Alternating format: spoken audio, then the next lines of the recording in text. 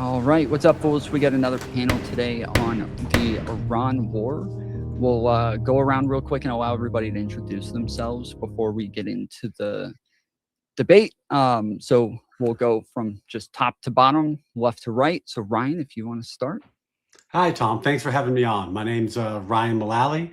I'm the host of Natural Law with Ryan Mullally, and former teacher, current lawyer, and I've litigated at every level of the U.S. legal system, up to and including the U.S. Supreme Court. And as it says on underneath my name, I'm an American hegemony enjoyer and a big believer in the U.S. exerting pressure, including military pressure, to make the lives of American citizens better and to make the world a better place. So I'll be giving that perspective tonight. Awesome, man. Appreciate it. And then Jola. Yeah, I'm Jola. My channel is called Geopolitics. Currently, it changes sometimes. I'm pretty inconsistent on YouTube, but I do have a live stream on YouTube Shorts where I take call-in debates with Trump voters or people from the further left, or just strategy conversations with people from the center left. So check me out, Geopolitics on YouTube. Feel free to call in to my show. I have experience in public policy. I have a master's. I really don't care about the degree. People have degrees and are dumb. People don't have degrees and are smart. I really don't care. But yeah, thank you for having me, Tom. Awesome. Admiral Gibbs. Howdy, I'm Admiral Gibbs. I'm here because I'm the best about foreign policy, and I'm basically a stable genius, as all you all know. Yeah, I'm here basically to tell y'all why Iran should be taking more country ass whippings, and it's basically because America first. Thank you. Thank you for being here. And then counterpoints. Yeah, hi, my name's Connor. I run a few YouTube channels. One of them is Counterpoints 40K, where I do science fiction breakdowns. Another one is Counterpoints Politics, where I do break down political topics. I do think that, listen, man, I am one of the biggest neoconservative hawks on the planet. I truly think that it is America's mission to liberate the free peoples of the planet. And yet, I feel like we're in a runaway imperial program that could be based. We can debate the based parts of it, but without the consent of Congress or without like the will of the American people, it seems wildly foolhardy and kind of fucking stupid. And so while I love liberating the people of the planet, I think Trump and Trumpers have a lot to account for. So I'll leave the rest for the open. Awesome. All right. So the beginning of this war, I guess going into it, Donald Trump initially started saying that they were bombing Iran because they wanted to take out enriched uranium, because they were enriching uranium up to 60%. And then eventually, once we actually went to war, we got different reasons, including what it was that Marco Rubio said about Israel. Pre-positioned. The third is the assessment that was made that if we stood and waited for that attack to come first before we hit them, we would suffer much higher casualties. And so the president made the very wise decision. We knew that there was going to be an Israeli action. We knew that that would precipitate an attack against American forces. And we knew that if we didn't preemptively go after them before they launched those attacks, we would suffer higher casualties and perhaps even higher those killed. And then we would all be here answering questions about why we knew that. We've got a number of different reasons since then. So I wanted to hear from you guys what it is that you think the reason for the war is and what you think the goals are. What is it that Trump and his administration are trying to achieve? And what is it that we have to accomplish in order to get out of Iran or to stop engaging with Iran? So Joel, I'll go to you first. What do you think we're doing in Iran? Why do you think we're there? Currently, there's a few different reasons we're in Iran. One is because Trump is a weak baby bitch and will listen to, whatever strong person comes into the room and says, you need to do this or you should do this. He's kind of bored all the time. So he thinks it's fun to do war games, to bomb, Venezuela, to go after Cuba. He's talking about going there next. He wants to bomb cartels. He wants to play a war game. So for Trump, he's just bored. And the people around him they know he's a gullible idiot. Who they can just give a bunch of pleasantries towards and give gifts and flatter him, and he'll listen to them. And I'm sure Netanyahu has done that. Netanyahu tried getting Bush to do this, tried getting Obama to do this, tried getting Biden to do this. And the way that Trump is finally doing it with Netanyahu's guidance is probably the dumbest thing I've seen. In 4 weeks, we've depleted 850 Tomahawk missiles. That's like, I think, 20% of our total supply in America. We only make around 600 to 1,000 per year. Our interceptor capacity is also dwindling globally. We're moving supplies from Ukraine, from Korea, from the Pacific to the Gulf states and surrounding areas to fight against $50,000 drones. And Iran looks like the country that has all the cards here. America can bomb a bunch of stuff. We're bragging about how many people we kill, how many things we blow up. We also blew stuff up in Vietnam. We could blow stuff up anywhere. We're America. We know that. But when it comes to the actual strategy and strategic positioning, there is little to nothing there. So the reason why we're there, I definitely want to hear some more opinions. I think it is mostly dumb. I think many politicians have fun with this. And yeah, there are influences. Russia's benefiting, Israel's benefiting, and Iran's benefiting right now from America's dumb actions. Ryan, why do you think we're there?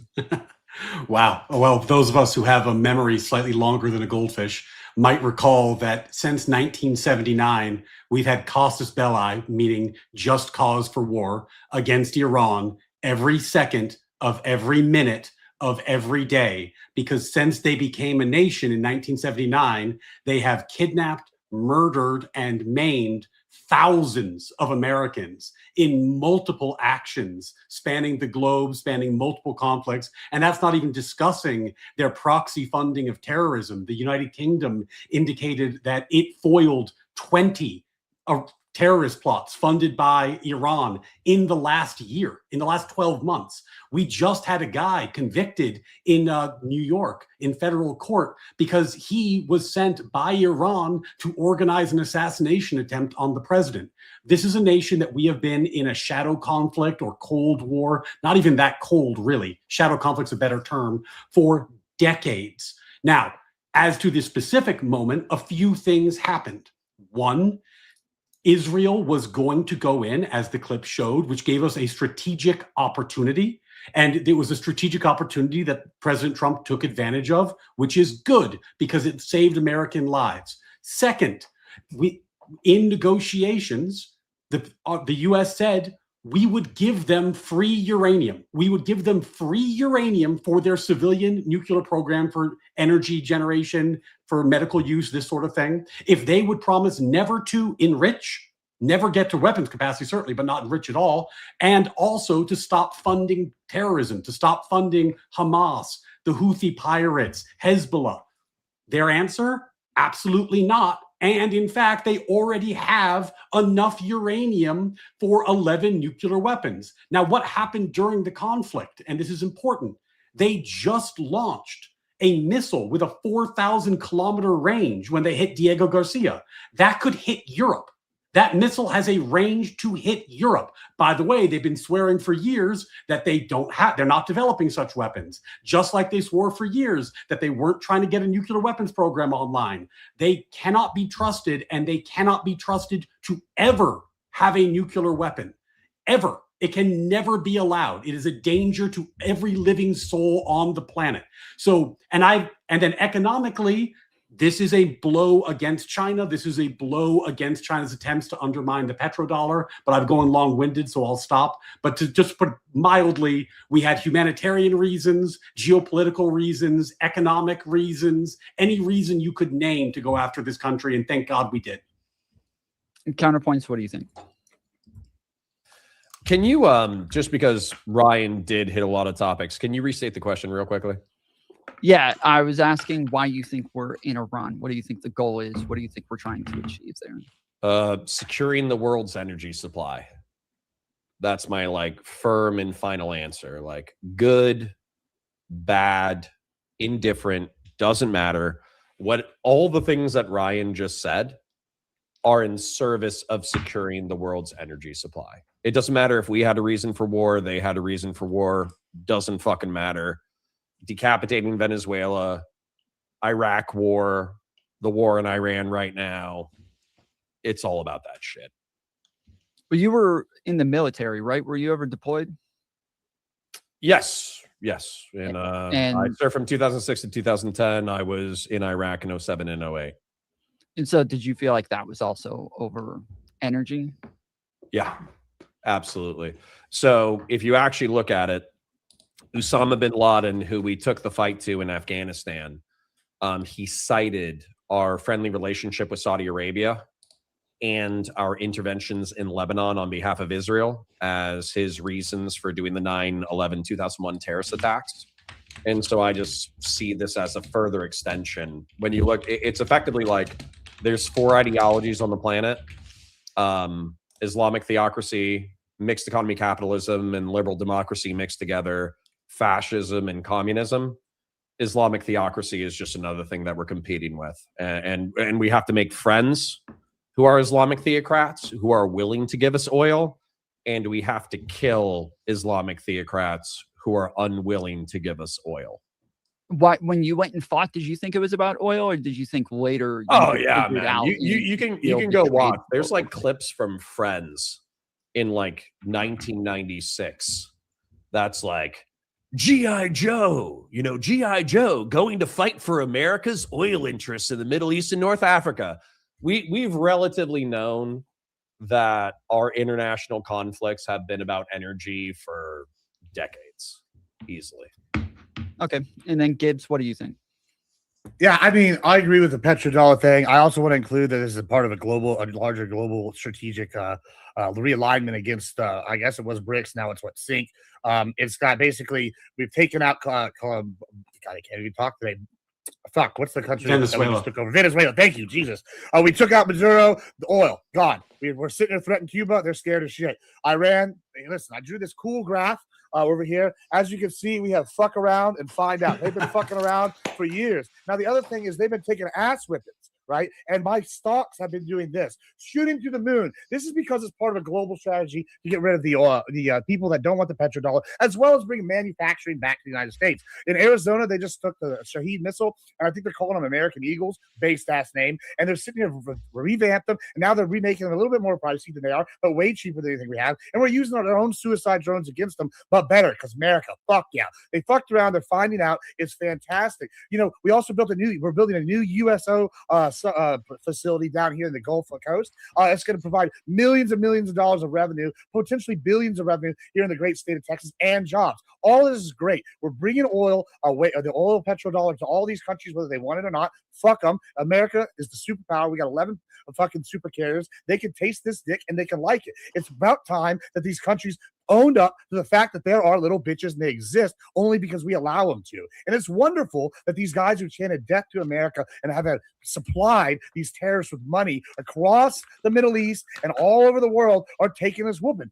They're evil people. They kill the gays. So if you're on the left, you're for Iran, well, you're just in favor of genocide. And guess what? They also stone women. Hey, do you like women? I like women. I love them a lot. Bad ones taste better. And that's really all I have to say.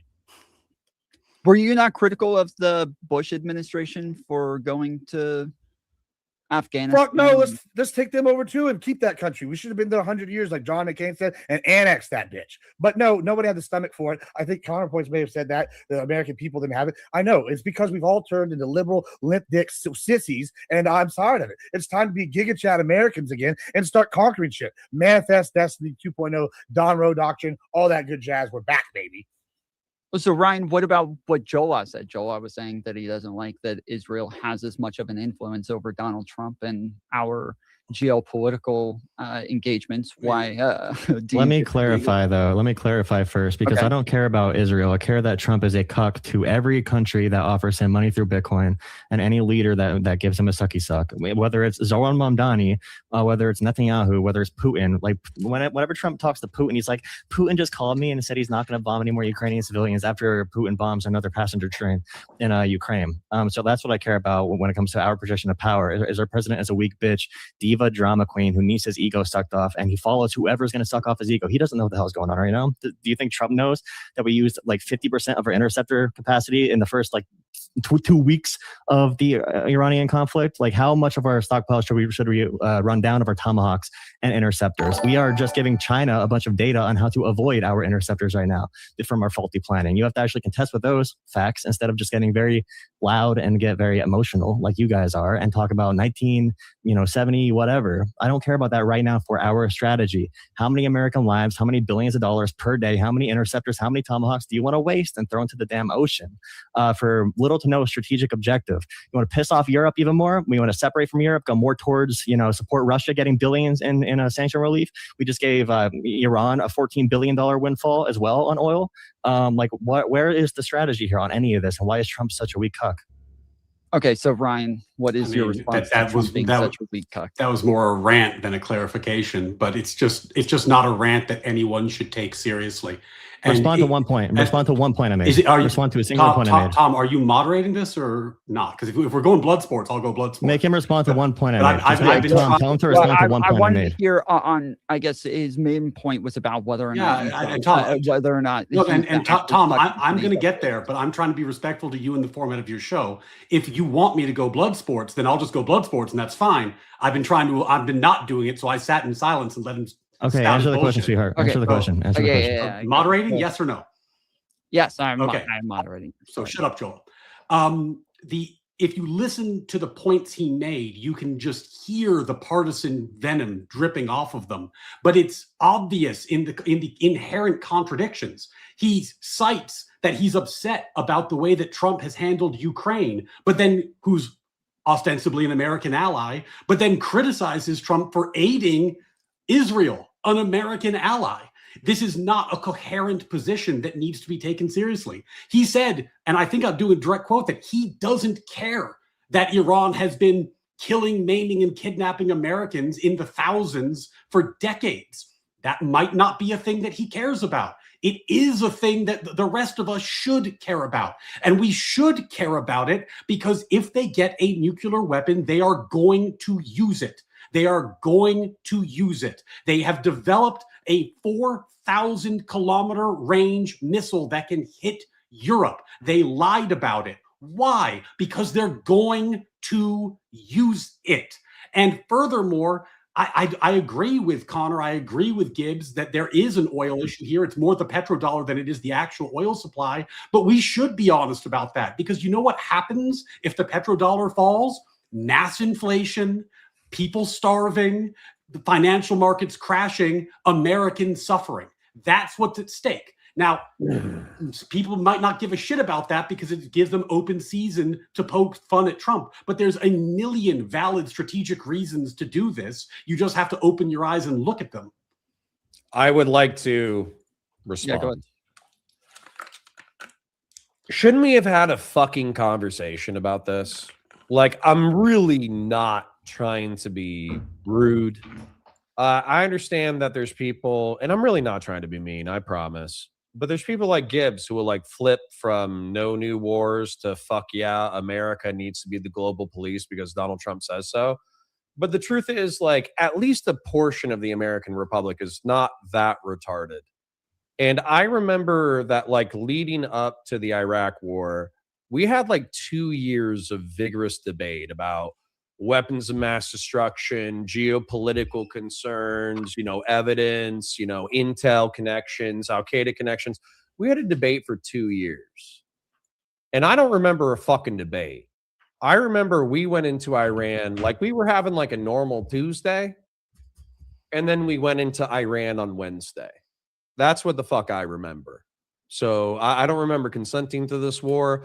I don't remember consenting to $5 a gallon. I don't remember consenting to any of this shit as a citizen who votes in a democratic republic. Gibbs?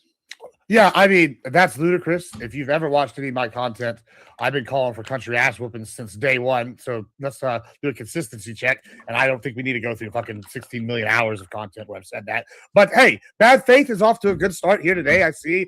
I mean, listen, these people are evil.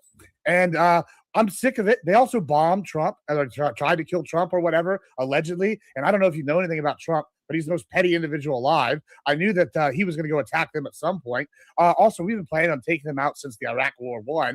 And then, Iraq War II came along, and Bush and Rumsfeld, they all wanted to take him out. Honestly, Bush looks justified and vindicated now. Listen, ISIS was bad. Oh no, but they're gone now. But guess what? Libya, Syria, and Iraq were forming a little group together, going to form a super country. And guess what? Libya, Syria, and Iraq, the back party, they're gone now. Look it up if you don't believe me. This is their plan. That's why they did 3 stars in their thing. They're gone. Syria is basically a hellhole, which is good for us. A lot of smaller groups is better than one big group. Hezbollah is the weakest it's ever been. Hamas is basically wiped.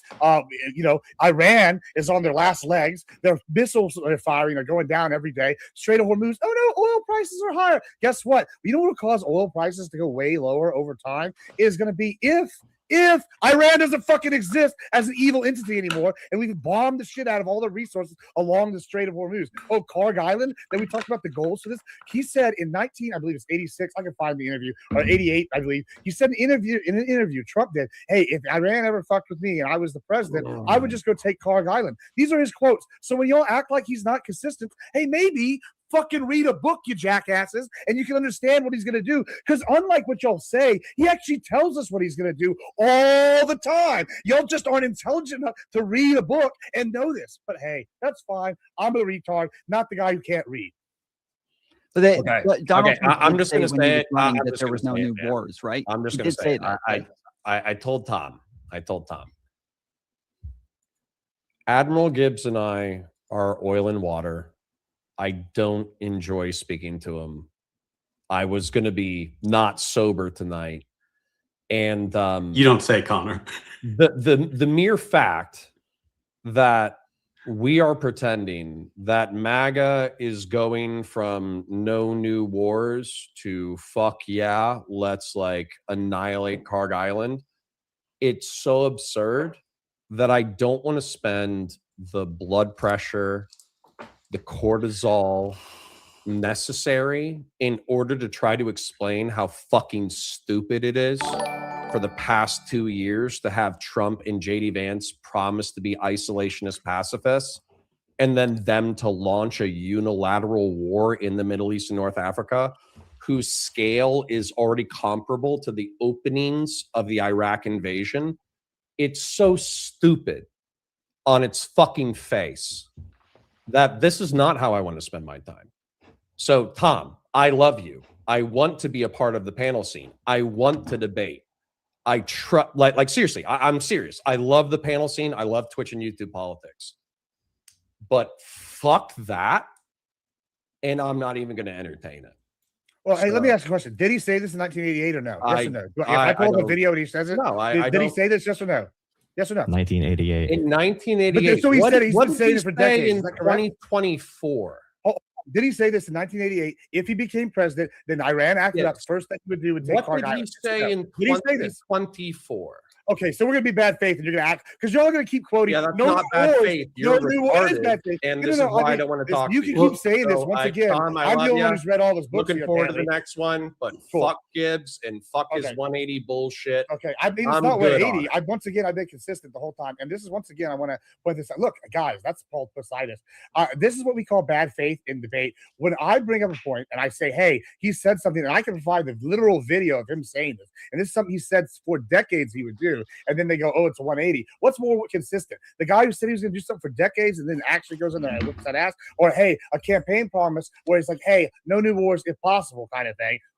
Obviously, the one that's been said for decades is more consistent. But hey, enjoy being a pussy, bitch, and also stop being a Nazi. It wasn't just Trump. It was something that Tulsi Gabbard, RFK, when they campaigned for Trump, they said that if a vote for Trump was a vote against going to war, that if Trump was voted in, there would be no new wars. Did they say new wars or forever wars? Once in a while. Did they say new wars or forever wars? Most people were pretty careful about saying forever wars. And the reason most people were, and by the way, I'm not saying you're wrong, Tom. I'm not familiar with the quotes you're saying. It's totally possible you're right and I'm wrong. But a lot of the times it was it was forever wars, not new wars. And the obvious reason is, one of the other things that Trump was saying was peace through strength.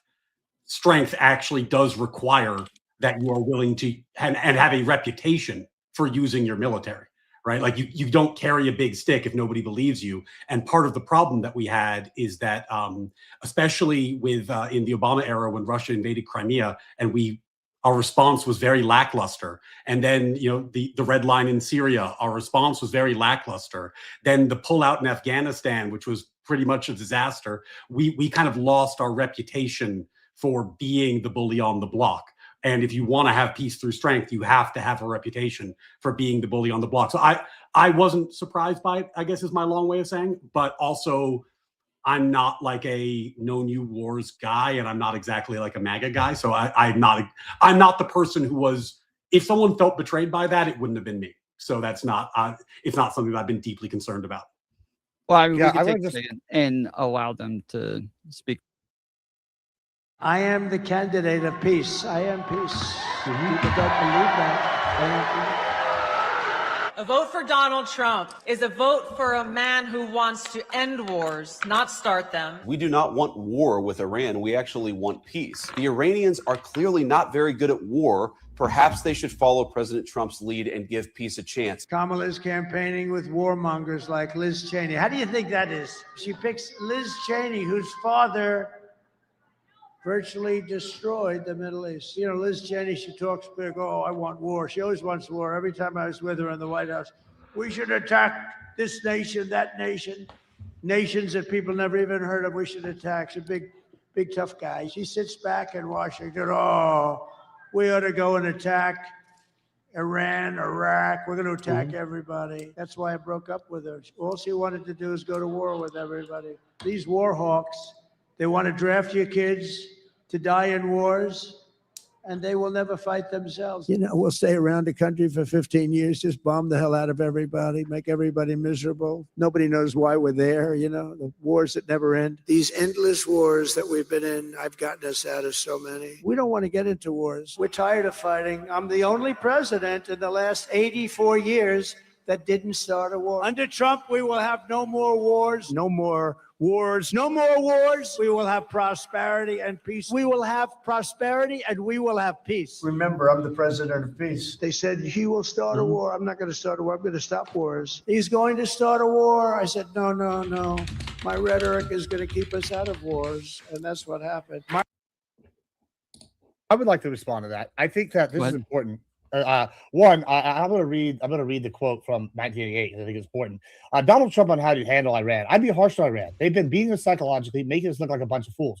One bullet shot of our men or ships, and I'd do a number on Carl Island, and I'd go in and take it. This is The Guardian, 1988. Now, if you watch this video, this is a drastic misunderstanding that the left does. And I think it's because they all like dick tuckers, and they don't understand what peace through strength means, right? And so when he's saying he doesn't want to have no new wars, it means he's trying to prevent them by carrying a big stick. But it doesn't mean he's going to be a bitch. When he says, oh, Iran's causing all these problems, it's like, oh, I'm going to go in there and beat their ass so bad that nobody's ever going to want to fucking fight us again. That's kind of what he's saying. And we see J.D. Vance say the same thing. He goes, oh, man, if I was Iran, I would listen to all these people that say they want peace because they're not very good at war. And they're demonstrating that now. They decided to fuck around, and now they're finding out. It's really simple. So this is a bad mischaracterization.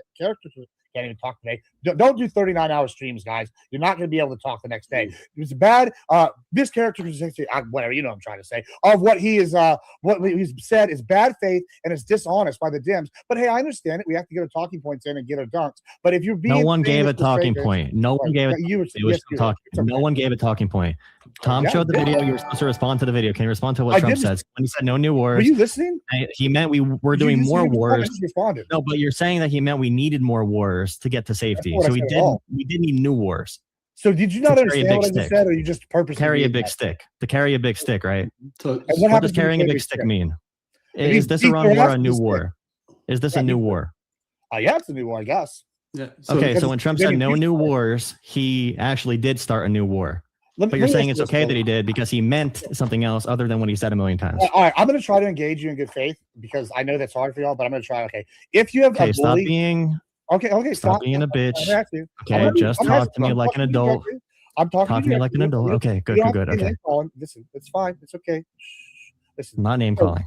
If there is a bully in your neighborhood and he's beating people up and he's always going to keep beating people up, and I go over there and I'm saying I've got 50 years of MMA training and I'm fucking roided out, and you say, hey, can you beat this guy up and tell him if he beats anybody else up, that's going to be a problem. And I go over there, whoop his ass, and he stops beating people up. Is that more? Is that going to cause more or less fights? If Well, I see the big issue, though. I'm talking about Tomahawk missile supply. I'm talking about interceptor supply. I'm talking about Americans dead. I'm talking about our military being overextended. And you think that it's a game on a playground. You think it's a bully on a playground. That's why people voted for Trump, because people like you convinced them to think like little kids and think emotionally. That's not how it works right now. China and Russia are getting us into a trap right now.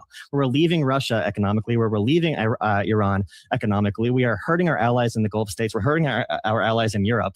We are only helping China and Russia, BRICS nations. We are hurting our ability as a currency to function globally as well. Okay, when Trump does all this stuff, he gets paid off by China and Russia and all these different countries. They are benefiting directly from what we are doing with Iran. I'm talking about Tomahawk missiles. You're talking about playgrounds. So Jola, you would what would it take for you to think that, like, okay, let me grant you. Let's say, and I don't think it's as clear as the clip made it look, but let's say that Trump made an iron promise. He said, "I swear, no new wars, put my hand on the Bible, no new wars," right? But he is still the president.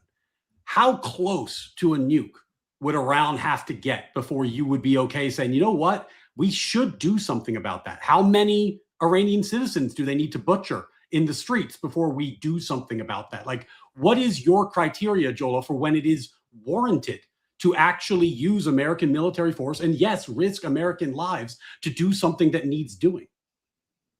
Donald Trump said, did he not, that we obliterated their nuclear capability a year ago? Are you going to answer? Are you going to answer the question? How about this? I'll grant you that he was lying about that. He was wrong. He lied about that. Okay. No. I'm granting it. I'm not saying it's true. I'm granting it. The reason I'm granting it is it doesn't fucking matter. Let's say he lied about it, and now they are going to have a nuke. Should we go in? If we thought that Iran was going to have a nuke tomorrow, then I would consider escalating. Okay, I would consider that. But when it comes to, yeah, I would consider it. I would always put diplomacy first. That wouldn't. And be even like Trump himself wants go. Diplomacy. He wants a deal. He wants a better deal than Obama got, but he still wants a deal. I would always put diplomacy first, especially because military action does not guarantee they never get a nuke. It does not guarantee it. But what we can do is have more interconnected multilateral agreements like Obama tried doing, and Israel hated that deal Obama did. So Obama actually everyone hated that deal Obama did. Everyone should. No, only Israel hated it. Only Israel hated it. Europe was happy with it. Other countries were happy with it. Only Israel hated it. Fond of the missiles that Iran is raining down on its neighbors? Are you fond of the landmines they're putting in the Straits of Hormuz? Are you fond of Hamas and Hezbollah and the Houthi pirates? Are these things you're fond of? No, I'm saying this is a very dumb. Since they are not this is a dumb, pointless, illegal thing to do. That you are fond of, perhaps you should grapple with the fact that those are the things Iran bought with the money that Obama gave them.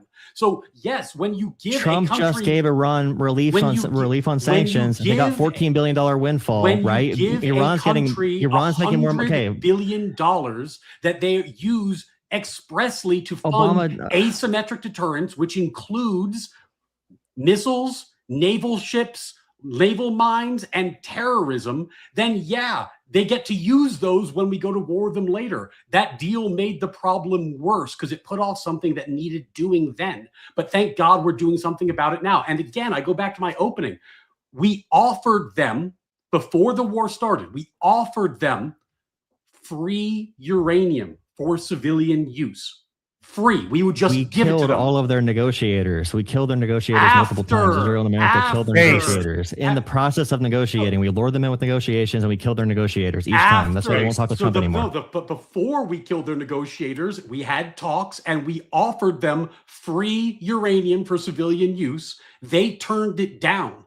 They said they would not give up enrichment. They said they were going to go beyond 60%. Why? The reason why they won't give up all of their capacity to enrich is because they see what happens to countries like Ukraine. They see what happens to countries like North Korea, which is nothing. We don't go near North Korea. We don't touch North Korea. We don't bomb North Korea. Now, when it comes to Ukraine, Russia will go and bomb Ukraine. Ukraine gave up their nukes, and Trump questions every day if we should be supporting them. Iran's not going to ever give up all their capacity because that would mean that we would just take over the entire country. So from their own perspective, from their negotiations, they would not give up all capacity to enrich. So you grant that their capacity and we just had Joe can't resign. We had Joe can't resign, which I don't like Joe Camp. But we had multiple intelligence sources. The only intel that told us that Iran was was anywhere close to getting a nuke was Donald Trump and Israeli intel. American intelligence never confirmed that whatsoever. All American intelligence, all intelligence with our European allies confirmed Iran was following the nuclear deal. They all confirmed Iran was not close to getting a nuke when we bombed them in Midnight Hammer, and they're not close right now. And what we're doing right now is separating us from our allies even further. We're making Iran more radical. A country of 90 million people will not just disappear. These are the facts. We're draining our munitions, we're draining our missiles, we're draining our tomahawks, we're draining our interceptors. We don't know what's going to happen here, and we don't know how bad it's going to be. I know nothing good is going to come from it. I don't know if it's going to be the level of Iraq. It depends how far Trump goes into it. But there's no theory here that makes sense for how this is going to be. Even if you're pro-bombing Iran, you've been talking for like this a million, operation. Well, Even if you're pro-bombing Iran, you're saying that no other countries believed that we were that they were building a bomb, but the IAEA was pretty clear that they were enriching uranium up to 60%. Now, Donald Trump did say that he obliterated it in June, though other intel said that they had moved it before that was the case. And then imminent threat. So within weeks, imminent threat within weeks.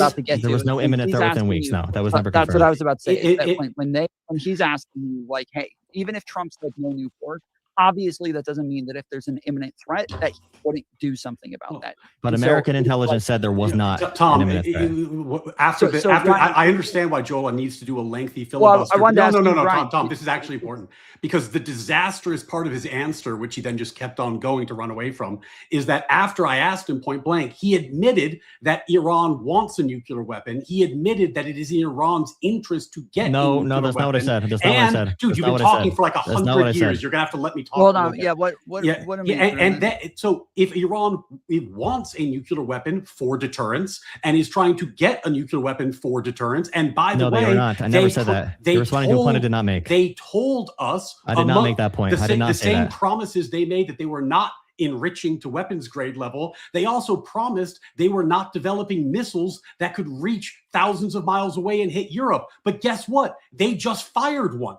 So the idea that we're going to wait until eminence, whatever that is, rather than take a strategic opportunity when it presents us is insane. And the idea, and I hope the audience was tracking this, that you can lay out in one breath and say it is in Iran's interest to become a nuclear state to get the deterrence that North Korea benefits from, that Ukraine wishes they had because they gave back their nukes, that they have all these reasons to do the thing that they obviously are doing, and then say, oh, well, this is not worth solving.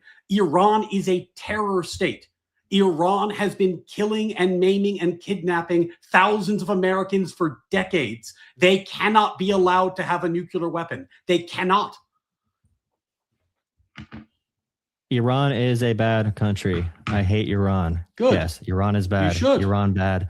I never said they are developing nukes. There was no evidence they were imminently developing nuclear weapons. There was no evidence of that. Eminence is doing a lot of work there, buddy. Eminence is doing a lot of work there. Yeah. If you trust Israeli intelligence over U.S. intelligence, move to a different country if you don't trust U.S. intelligence. But all of our intelligence, all of European intelligence did not say that Iran was close to getting a nuke or having imminent plans to get a nuclear weapon. Now, I did say they want to be able to have the capacity to enrich at some level. So there is some level of deterrence, but there's no evidence they moved to weapons grade. There's no evidence they did that.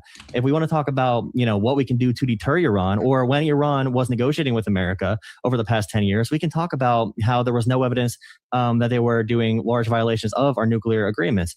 But moving forward, how do you stop Iran from getting, if you say they make promises about different weapons, why would they make any promises if we pull out of the deal? The nuclear deal fell apart when America pulled out. If we're going to be bombing all of their negotiators, assassinating their generals, the people, they have internal politics as well. The people who gain power in Iran are going to be more hardline, are going to be more radical. And there's 90 million people in Iran. Unless if you're planning on literally carpet bombing and killing 50 plus million people, that country is not going to be going anywhere. So what is the plan? And this is probably the better conversation now. How do you see this playing out? So you're seeing Trump bomb them. Israel and Trump, they kind of want to restrict Iran as much for energy. They want to see them kind of collapse on the inside, right? So after Iran collapsed, and they have 90 million people left over. What do you guys see as what comes after this Iranian regime? You I said would answer that. you said sorry. This is going to be very short. This is just literally factual. No, you're fine. You're fine. You're fine. Go Just ahead. factual correction. They have admitted that they were at the 60 to 65% enrichment range. This is not a linear process. Getting from like 0% enrichment to 3.5%, which is civilian use enrichment, is really, really, really hard. It takes a lot of tech. It takes a lot of work. 60% enrichment is actually 90% of the effort it takes to get to weapons grade. And they admitted they had enough 60% for 11 nukes. If you have functioning enrichment facilities, getting from 60 to 90 is about a week, 2 weeks, right? Is that like, so when people say it's not imminent, what they mean is, well, maybe they don't have the tech for the device yet, or maybe imminent means longer than 2-3 weeks. But like the idea that we're going to play games and say, well, they can get to 90% in a week or two. Let's wait the 5 days and see what happens. No, Israel had an opening. We took it. We should have. But sorry, Gibbs, I'm not going to rant because I was trying to correct a factual thing. All yours, buddy. Yeah, so I do what was the last thing? What's going to happen next? I think this is actually a very important question, and I brought up the three nation state kind of coalition that was forming under the Ba'ath Party, and I think it's important to keep looking at history, and this is why I said Bush is vindicated, because the Ba'ath Party no longer exists. Right, they're gone across 3 countries. They were a secular Muslim group power that was going to be taking over these countries, pushing back, and they were kind of going to be a buffer against Iran and some of these other groups, and they're gone now when they turned against us. Okay, and this is important because what we look at is, okay, what came after it? Well, ISIS. ISIS was really bad. I'm not going to pretend they were. They did a lot of trouble, but they're not nearly as strong as 3 different nation states teaming up to form a super country or a coalition with controlling African currency, controlling oil, and having a military power in the region. That's much weaker. And then what happened to ISIS? Well, ISIS is gone, and we have a new Syrian government that's weaker than both, really. And they don't even control all of Syria, et cetera, et cetera. Iraq is basically a proxy for us and Iran's basically falling apart. So it's just like them and some militias. And Hezbollah is the weakest it's ever been. Israel's moving in on Hezbollah. And so when we're looking at what's going to come next, we have 2 options, really. And one of them is going to sound kind of bad, and it's going to sound callous. Best case is a regime arises that is friendly to the U.S. and anti the SINC nations, right? Okay, that would be optimum. I don't know if that's going to happen. But I don't know if that's going to happen, but sure. The next is Balkanization, where we get like the Kurds take part of the region, the ethnic Persians and the Zoroastrians take a different area. I believe there's a Taliban group takes part of it. There's some other groups out there. And now this sounds bad, and it probably will cause some wars and maybe some initial friction and instability in the region. But that's not nearly the threat that Iran, which has major oil producing, major tech producing, all these major military hour and major connections all the region is, compared to 5, 6, 3, 4 different little micro states in the region. That's a lot weaker overall, and that's better for us. And so when you're sitting here saying, oh, yeah, Russia is getting a benefit right now from a short-term increase in oil, although they're losing tech access to Iran. The bigger issue is now China is also weaker than they've ever been. So Russia gets a small gain. North Korea gets a small gain. China goes way down. Iran ceases to function as a part of this. So we've taken out and pulling out the threads of this BRICS or SINC, however you want to say, nation state alliance that's against us. And I really got to say, even in the worst case scenario, America wins because we're an empire. And empires fight proxy wars to weaken other groups. That's how it's been throughout history. And I'm sorry the Iranian people have to deal with this, but maybe you shouldn't have elected theocratic, terrorist, crazy people and put them in charge. It seemed, Gibbs, earlier you were arguing that the war is about oil, whereas it seems as though Ryan believes that this is about like a threat from them. Oh, it's about both. Yeah, I agree. Well, I agree with Gibbs. It can be about more than one thing. The choice to go in right now, is it about oil or is it about uranium? I would say it's kind of the situation. It's both, and I don't want to cop out. I would say this is kind of a situation. I had an old professor. He would call it the pain now or the pain later. Either study now for the test, or you have bad pain and pain later on your.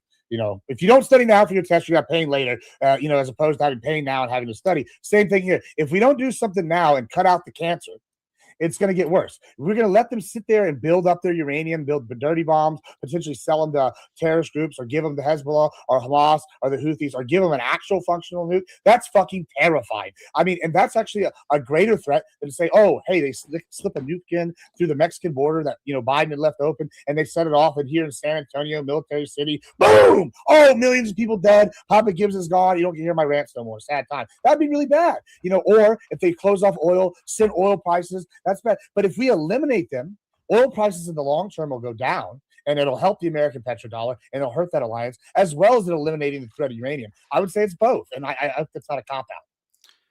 Yeah, I mean, I think we can have multiple strategic reasons for doing the same thing. It's not weird. Like, I think that, like, Sure, but I'm asking about the timing. Like, if we're going in now. My understanding of the timing, if you were going to like put the pieces together, is that we have a geopolitical interest, as Gibbs was explaining, in breaking BRICS, in breaking China's attempts to decimate the petrodollar and replace it with the petro-yuan, which would have devastating effect on the American economy. So we've had that reason for a long time.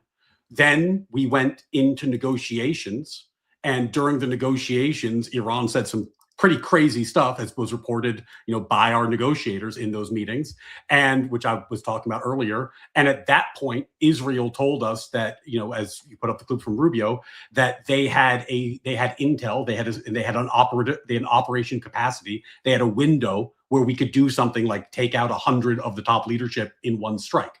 So, you know, and then, you know, if you think about how these decisions are actually made, it's not like it's a podcast where people are like, what is the reason? And it's the only reason. I think there's all these things go into a matrix, and then this is presented to the president, and he authorizes it because, you know, there's all these strategic considerations that warrant it in favor.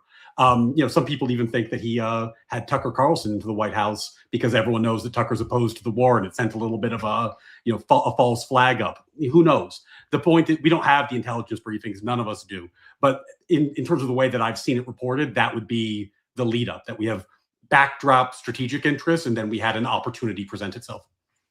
Sure, I don't disagree. There's question. going to be more than one reason, but I'm wondering, what is it that it will take for us to get out of there? Like, what are we trying to achieve in order to stop engaging with Iran? I have a question that could build on that, actually, for both of them. So, like, if Trump said tomorrow that he wants to move 100,000 troops into Iran, let's say he wants to seize the oil ports, so Kharg Island, let's say he wants to try and seize the Strait of Hormuz, that would probably result in, I don't know, a few thousand American casualties with that level of troops on the ground. Would you support a ground invasion of that capacity?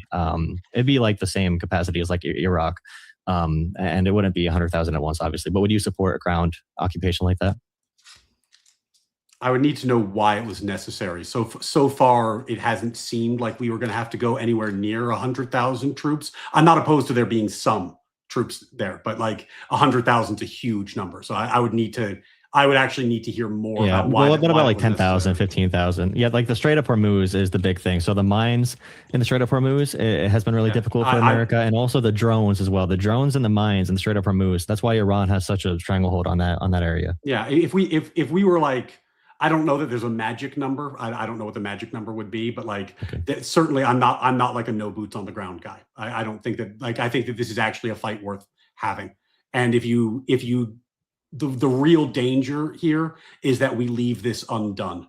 Like if we do this and then we have to come back and do it again in a year, that's really shitty. And it's like we've achieved air superiority. We've achieved massive decimation of their leadership and of their military capacity. You know, they have asymmetric deterrence that's still in place, but ultimately, like, we are obviously winning. So if you're obviously winning, you should finish the job and win. I hope we can do that without 100,000. That seems like an awfully big number, but I'm not. I mean, it's not that. I mean, think about the size of Iraq and Afghanistan. I mean, you probably don't know those exact numbers, but like, let's say a population of like 40 or 50 million people versus 90 million people. The occupation, and it's a much more advanced military. I mean, when it comes to Iraq and the development of Iraq and Afghanistan, just in terms of how together they are as a coalition, like the IRC, the technology they have available to them, they have support from Russian intel, from Chinese intel, from their financing, from the equipment they get from Russia and China.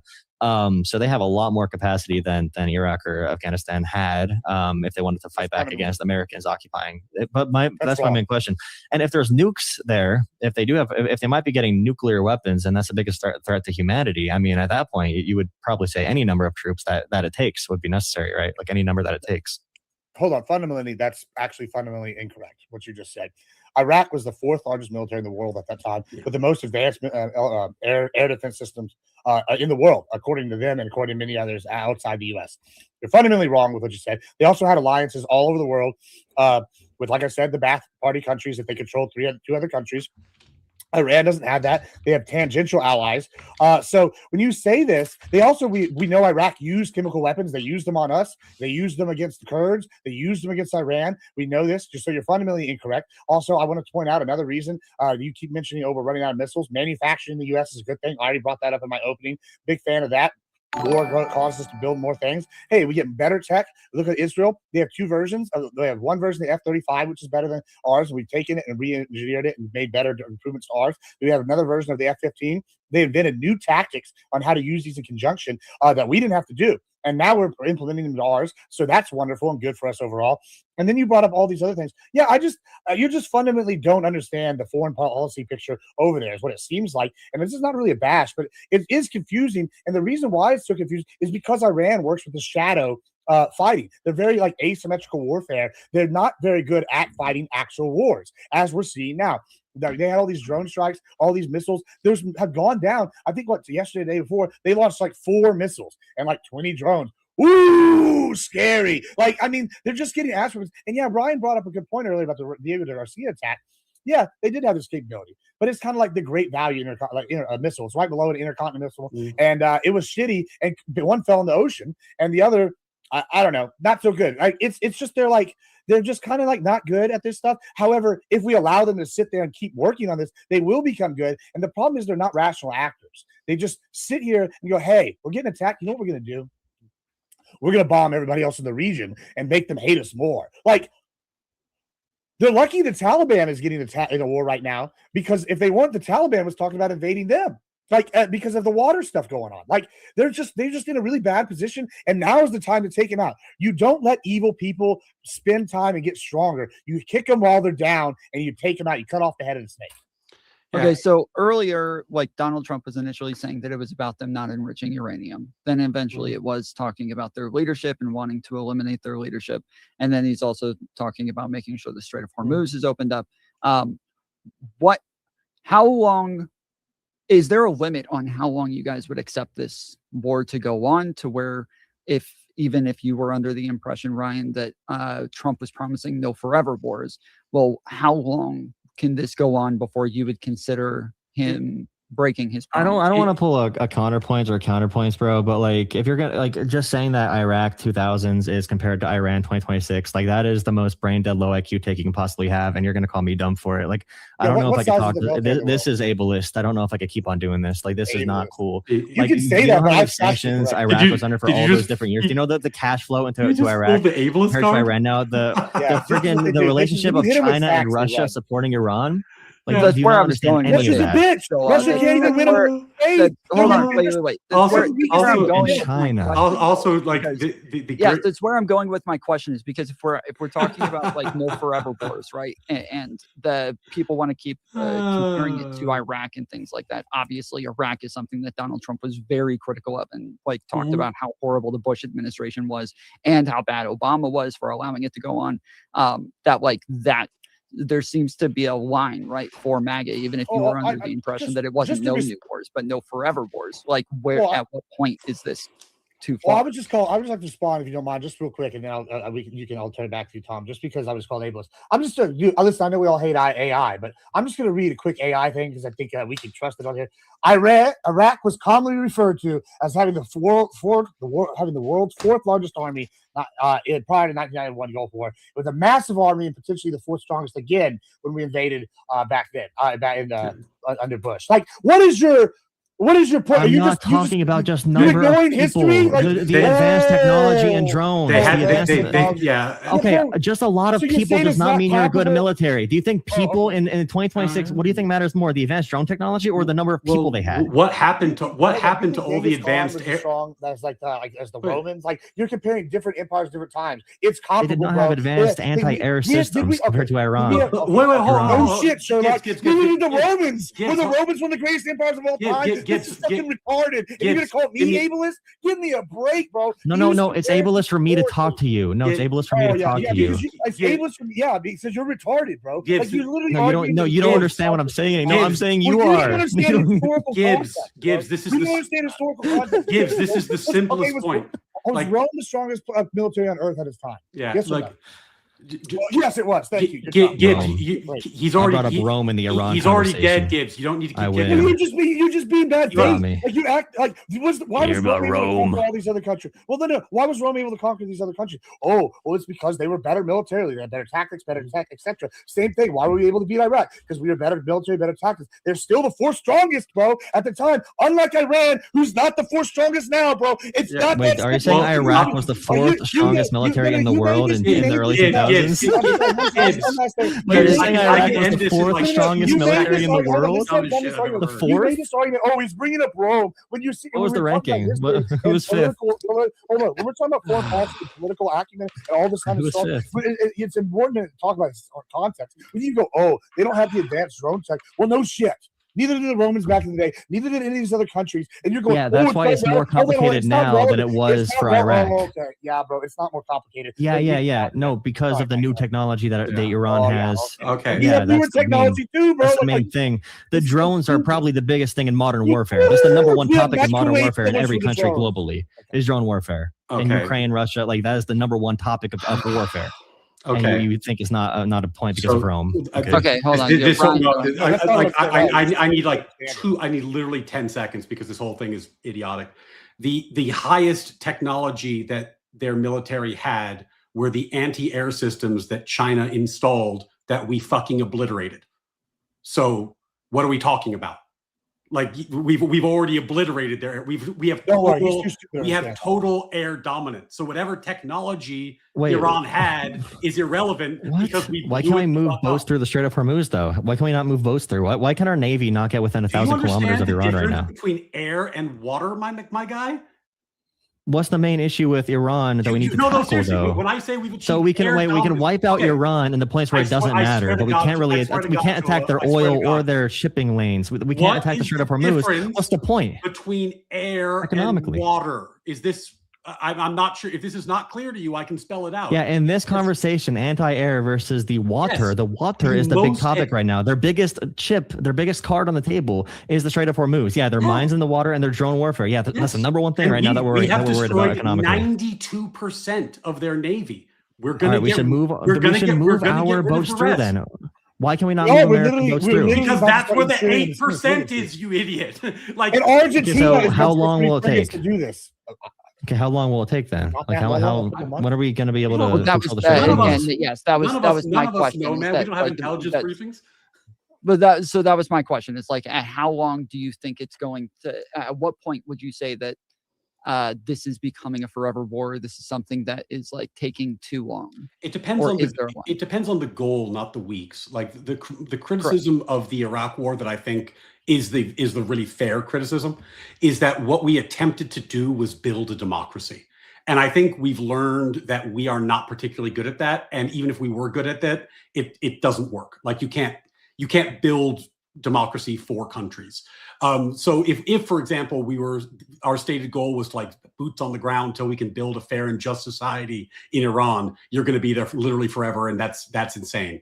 I think that you measure the duration against the goal that you need to achieve. And I think Jola was right about this. Like if the issue is nuclear terrorism, that justifies a lot more. If the issue was like economic, geopolitical, strategic, break bricks, etc., that wouldn't justify as much. If the issue is like build a democracy, because we know that doesn't work, that would justify even less. So it would depend what, Sure, your, but what your goal was. the reason that I'm asking is because obviously with Iraq, like we were told that the goal was to stop them from having WMDs, right? Mhm. Obviously, that wasn't actually the case, and that the bigger criticism with Iraq was that we just didn't even know why we were there or what the goal was, and it turned into us just being there for a very long time to achieve who the fuck knows what. Yeah. In this case, I feel like we're in a similar position where we don't know what the actual goal is. We don't know what it is that Yeah. we're there to We're- achieve. And so I would like, are we supposed to wipe out the entire leadership? Are we supposed to get a new deal that is like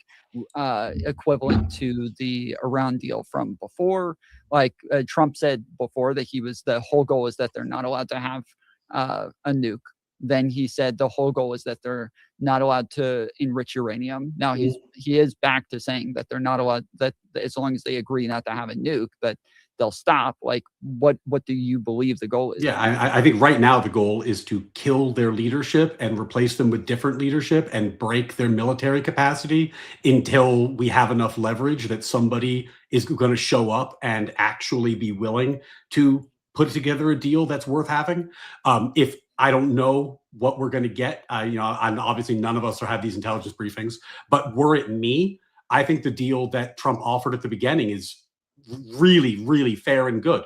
Like, you don't enrich uranium ever, and we will give you free civilian use for uranium. You want to use it for medicine, you want to use it for nuclear power plants, have at it. We will give you 3.5%, whatever it is the civilian limit is, and you can have it for free. And but you're not enriching anymore. That would be my non-negotiable. I just don't get how we don't trust them with like the Iran nuclear deal, but we trust that they'll give us all of their nuclear supply. Like, why would we ever trust after we bomb them and destroy their desalination plants and poison their water and all that kind of stuff? Like, why would we even after we bomb Iran, and it is possible we keep on bombing them and they never give up because they are fighting for their country. There is nationalism in Iran as well. There's a lot of hardliners who would not give up, no matter how much America bombs. Then we're going to run out of bombs, possibly, or not be able to move forward with it any further. But like, even if we did bomb them to a point where they say, all right, no more uranium, how can we trust they don't get more capacity? Do you want to have inspectors like Obama's deal, and I don't know, just further like Obama's deal on steroids? Is that what you're looking for? Yeah, I'm looking for Obama's deal on steroids, but I'm also looking for a geopolitical choke where we're not funding them and we're cutting them off from the petro-yen, we're cutting them off from China, we're cutting them off from the flow of money, because what they've shown and what they did with the money from Obama's deal was invest in asymmetric military, and asymmetric military is a long-term problem. That was the main criticism of the Obama deal, the JCPOA, is that it stopped them. Even if you accept it on face value, it stopped them from being a nuclear power in the short term at the cost of ensuring they would be a nuclear power in the medium term, because it let them build up all the other parts of their military apparatus and terrorist apparatus with our money, while when the deal expired, they could just move forward, and it's harder for us to deal with them then. So yeah, I think we should put them in a position where it's harder for them to rebuild. One of the great things we've done in the conflict so far is, even though they still have weapons to fight with, we've taken out 80-90% of their manufacturing of weapons. We've taken out the base where they fabricate these things. That's really helpful, because then if we have a deal, we at least know we have a few years where they're going to have to rebuild their infrastructure. So yeah, I think we have to cripple them. We have to kill the hardliners until we get somebody that we think we can have a deal with, and then we're going to have to watch them very carefully, because they are an enemy nation, and if we let them arm themselves, they will kill us.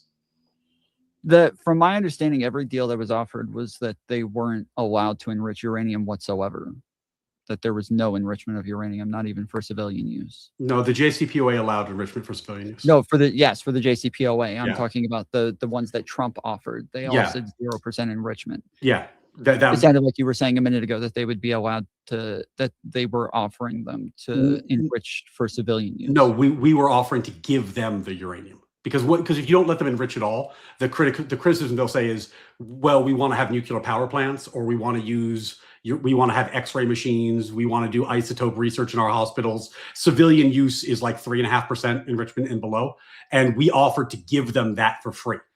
Rather than them enriching it themselves, we offered to give them the uranium for civilian use so that they wouldn't need an enrichment program.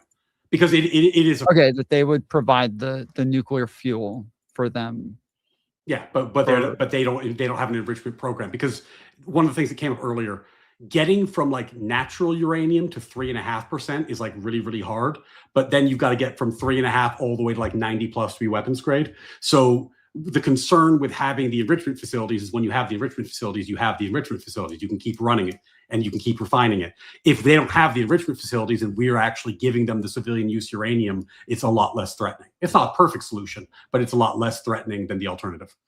And we were bringing up, Tom, before Trump started the all-out war with Iran at the end of February, there were a bunch of stories in the media from like Oman, which is a country that's very close in proximity. So they helped negotiate a lot, where they said that Iran was going to agree to zero stockpiling of enriched material, of nuclear material, with the U.S. If the U.S. would stop killing their leaders and agree to a bunch of other stuff that America probably would not agree to. But still, they had it on the table before these actions. The big threat and the big thing to be afraid of now is that we killed, and Iran in the past 20 years has had their most direct diplomatic vision, although I agree it is a terrorist state. But they've had some type of, you can understand what they were negotiating in a rational sense for their own interests. So like those people who were willing to do negotiations and willing to do nuclear deals, there's a chance we've killed all of those people. And there are divisions in the government there where they debate, like, should we be more hardline and bomb America and have all out war 24/7 and just, armor proxies to fight all the time? Or should we try to, do that to apply pressure, enrich, and use that for negotiations? Now in those debates, they might say, hey, look, we tried negotiating with America. They killed our negotiators every single time. It didn't work. We're not getting the deal we want. Being more hardline now, America is being forced to come to the table again after Trump said he didn't want to. And Iran is now threatening to, try and tax, to charge a toll out of the Strait of Hormuz. They feel pretty empowered in their positioning right now, because America has drained a lot of resources directly, not through proxy, directly to Iran. And they have not been harmed. They have been very harmed, don't get me wrong, but they have not been, their capacity has not been obliterated like they even thought. So those debates in the government, maybe someone takes control now who's not even willing to negotiate, but we don't even know if the new leader is alive. So it's hard to say. To be honest with you, man, the Iran's win condition in this conflict is not military. They can't beat us militarily. There's no chance. In a conflict, we will win. Their win condition is that they survive and American will to fight dissipates. So their key weapon is asymmetric deterrence and propaganda, right? That's what it is. And part of the reason I get fired up when I'm talking to people who are, doubling down on, this is Israel's fault, or we shouldn't be there, no new wars, no forever wars, is that you have the right to free speech, and I'm applaud you for using it, but you are engaging in enemy propaganda, which is a key part of their war effort. So, you have the right to do it, and that's fine. But ultimately, I think we need to be honest about what that is. Like, there's a reason why Iran's spending a lot of time and effort on broadcasting their message, because they know the only way they win is that if we give up. I think this is a fight worth having, so we need to be willing to see it through. And unfortunately, that does require accepting that we're going to spend money, that Americans are going to be hurt, that Americans are going to die. It's something. That's one of my arguments. That's one of my arguments, though, is that what we're doing right now helps them radicalize more terrorists, and killing all these hardliners, and who might be the more reasonable ones, is going to radicalize more people and cause more terrorism. And even with I'm someone who, I was like, I was young, but I was like, America, hell yeah, when Osama bin Laden was assassinated. But then I read more into it, and I'm like, we probably spent a couple hundred more American lives, a couple billion more dollars to get Osama bin Laden, and all they did was use him as a martyr. The other military operations that could defeat like an Al Qaeda or an ISIS, could be effective, but going for these, decapitation strikes, and we're not even talking about legality. I know someone in my chat was asking if you care about if either of you care about any Congress approval or whatever, which I doubt it. I doubt you care. But I'm a constitutional lawyer. If you want to talk about legality, I'm happy to do it. But I will say that in terms of like America, hell yeah, I also said America, hell yeah, when Osama bin Laden was killed. But the reason that I did it is because I'm old enough that I was in Manhattan during 9/11. I was a freshman in college, and a lot of my friends and people I knew died. So like when we say America, hell yeah, because we killed Osama bin Laden, it's like, actually, yeah, America, hell yeah. Because the thing is, yeah, and that's my main question, right? When you actually live in a place where there's a terrorist attack, it sticks with you for a little bit, and you remember what happened and why, and what we need to do to keep our people safe. Now, does everything we do is perfect? No, but I know what team I'm on. Yeah, no, but that's again, these are human beings as well in Iran. Okay, so they also, and one reason they can radicalize terrorists is because they grow up seeing USA bombs killing their parents and killing kids in their regions. They grew up, the only thing they know is American bombs, whether you think it's justified or not. And some things I think are justified. Like I'm on the left, but I'm not completely anti-war. I think there needs to be some areas where we project power. Like I am definitely a liberal, a neoliberal, whatever you want to call it. In that sense, definitely not a neocon, definitely not. But still, I see use cases for this kind of stuff. Like I'm very pro supporting Ukraine and all that kind of stuff. I mean, so we bombed and killed them, but my guy, I mean, I don't have the exact we're doing number, strikes right now. Why are we bombing civilian infrastructure? Why are we bombing? Isn't that going to? Well, if we kill all the leaders and bomb civilian infrastructure and bomb little girl schools, that's going to radicalize more people to become terrorists, right? In the year of our Lord 2026, who has killed more Iranian civilians, us or the government of Iran? Yeah, but we shouldn't be helping the government's propaganda by us killing people. You could answer the question if you wanted to. Who's killed more Iranian civilians, us or their own government? I don't know the exact numbers, but I know what America should be doing. It's them by a lot. They've killed estimates. We shouldn't be doing that either, and 30,000, depending which estimate you use, of their own citizens for protesting. They killed their own citizens for, so like, if you're going to talk to me about like, oh no, the Iranians are people too, I agree with you, they're people too, but they live under a theocratic hellscape with their government. But we're bombing civilian infrastructure though. We're hurting civilians there. They killed their own. We're hurting civilians there. We're not just targeting. We're targeting their civilians. Why are we targeting civilian desalination plants? Why are we killing civilians? That's my question. Why are we killing civilians? Why are we doing that? Why are we bombing desalination plants in their water supply? That's my question. Hold on. Let me ask you a question. All right, and this is going to be maybe sound dumb when I first said, do people drink water?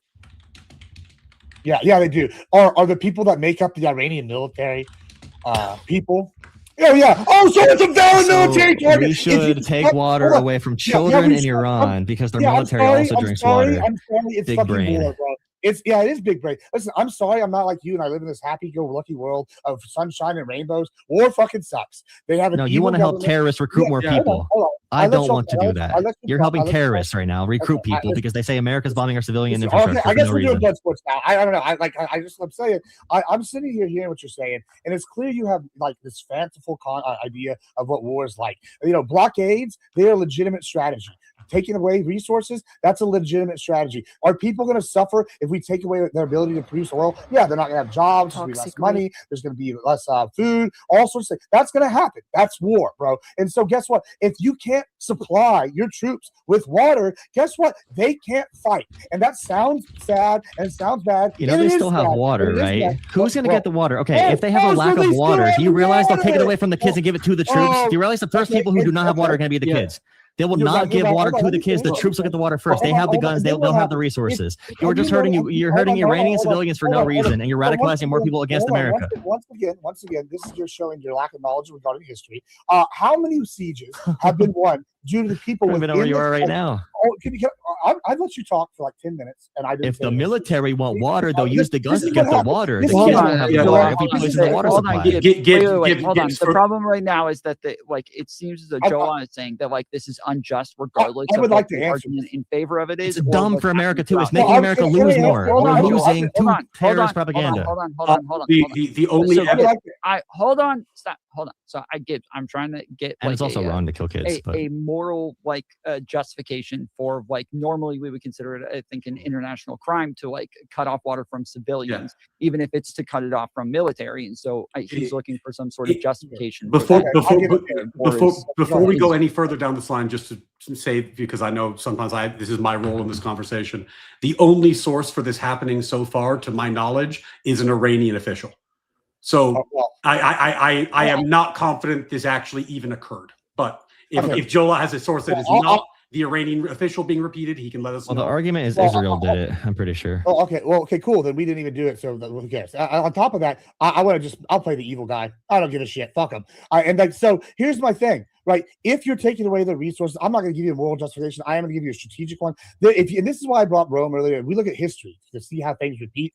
If you cut off supplies and people suffer, how many wars have been won from the inside when the people suffering finally had enough of their evil government going, hey, we're not going to capitulate. Oh, hey, y'all were shitty anyway. Maybe we should revolutionize and fight. Oh, hundreds, thousands of wars. So what Jola is doing right now is he wants to focus in this narrow framework for talking points instead of looking at history and seeing how this tried and true tactic has won time and time again. More people might actually be saved by this because people might reach a level of suffering faster, that they actually act faster, because the whole fastest way to get somebody to leave sloth is to sit here and cause them a little pain. And guess what? If they go, hey, we've been getting killed in thousands of numbers by the Iranian government directly, and Iraq and Iran, all these other countries are sitting there going, hey, we can do whatever we want and we don't have any repercussions from our people, they're going to keep doing it. So if we go in there, we cause them a little bit of suffering, which is already in addition to what they're causing them, these people might get off their ass and do something about taking out these evil theocratic leaders. And when we're sitting here degrading their military capabilities,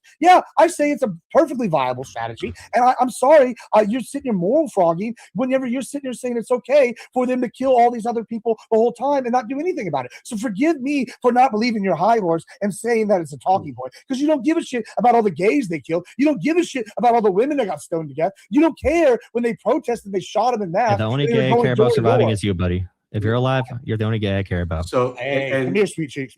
I mean, just so that we can be very, very clear about what we're talking about. Like the desalination strike.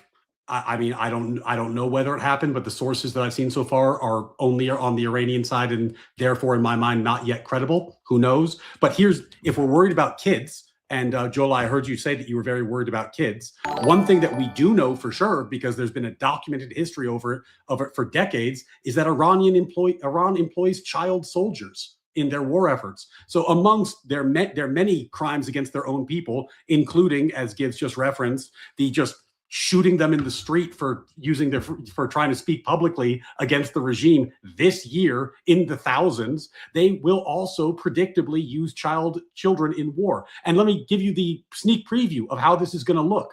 They're going to recruit kids, as they do. And what do they use kids for when they recruit them for? Historically, they use them as minesweepers. They send them into dangerous places to eat the shrapnel before the Iranian National Guard goes in. Well, and then what they're going to do is that they're going to leak it to CNN. They're going to have a statement about the terrible tragedy that just occurred, and people like Jola are going to lap it up and they're going to use it for partisan purposes. But the point I'm making is that this is all part of their war effort. They want their own kids to die because it gives them good PR, and it lets people who are going to come and make points against Trump because they are so partisan and they hate Trump so much that they are willing to do lip service for the Iranian regime that is going to kill their own children to make a point predictably. And it's going to happen. It happened in the last war. It'll happen in this one. It's their go-to move. Well, just to correct this real quick, from what I can see, even the U.S. Embassy has said that there's critical water shortages, and that it's not throughout all of Iran, but it is through the major cities like Tehran. Well, because of a U.S. strike on a desalination plant? No, it's not because of that. In fact, I brought this up earlier in my opening. The Taliban, before they were going to war with Pakistan, was considering fighting 3 other countries. I think it's Turkmenistan, Tajikistan, and Iran, because they're fighting all over water and who's got access to it over there. So yeah, when y'all want to talk about complicated issues, just look up the water crisis over in that region, and you can see they were already talking about having a major war just in that region over that. But Pakistan decided, hey, it's go time. So Taliban didn't get involved. So when you're talking about the desal plant, this is a multi-layer issue, and we just exacerbated it potentially. I'm not even sure if we so there is the desalination plant is one major part of it, and then on top of that, it's also the South Pars field being attacked has also made it to where there's water out or power outages that makes it harder for them to transfer the water from one place to another, especially again in major cities like Tehran. But while you do keep bringing up arguments about how this is what the Iranian government wants, that this is part of their propaganda, but it doesn't mean that people can't actually agree with them. It doesn't mean that there can't be times where there's something that's actually bad happening that other people can actually empathize with or think that the United States ought not do. Sure, yeah, but it's the same thing I said when people were talking about the conflict with Israel and Gaza, which is, when you have one side that benefits from the killing of their own children, when one side is actually incentivized for their own children to die because it's part of their war strategy, and the PR is part of their war strategy. I'm not saying it doesn't tug on your heartstrings. It should. You're a human being. I'm not saying that you should ignore it, but you should take it into account. Well, then for Gibbs, I mean, Gibbs was making the argument that this is something that would hurt their military and their government, but I would assume that their military and their government would be the first ones to actually get water, that they would be able to find resources somehow, be able to get water transferred in for them, whereas the citizens not as much. And so it would still end up only really hurting the citizens. No, it's twofold. No, you're right. They would get the water first. And what does that breed?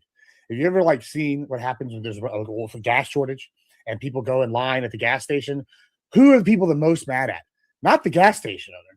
They're mad at the guy in front of them. They got the gas first. So guess what that's going to cause? It's going to cause, yeah, they might have water in the military, but now they're going to have to police their streets because now people are rioting because they don't have anything to fucking drink and they're dying.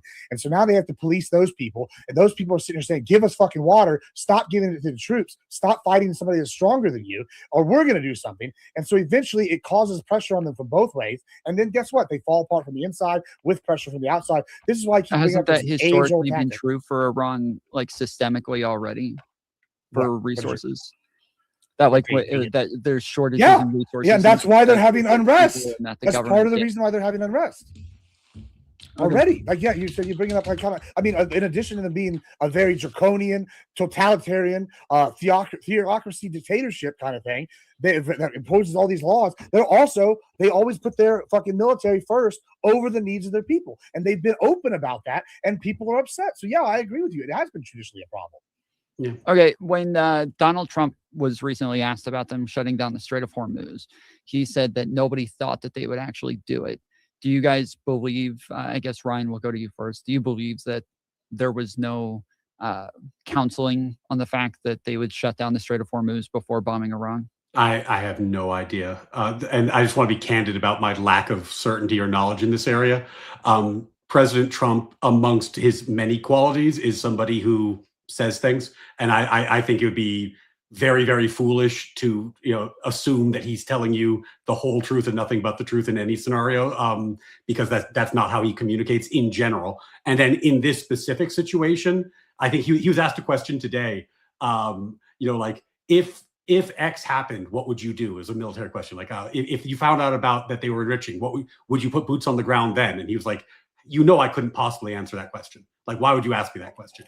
And he's right. Like, it would be really, really silly to broadcast military intel and military strategy and military objectives for everyone to hear. It would be preposterous. So I don't know what they knew. Certainly, I would say that Iran's mines, drones, and swift boats have been like a successful aspect of their asymmetric deterrence.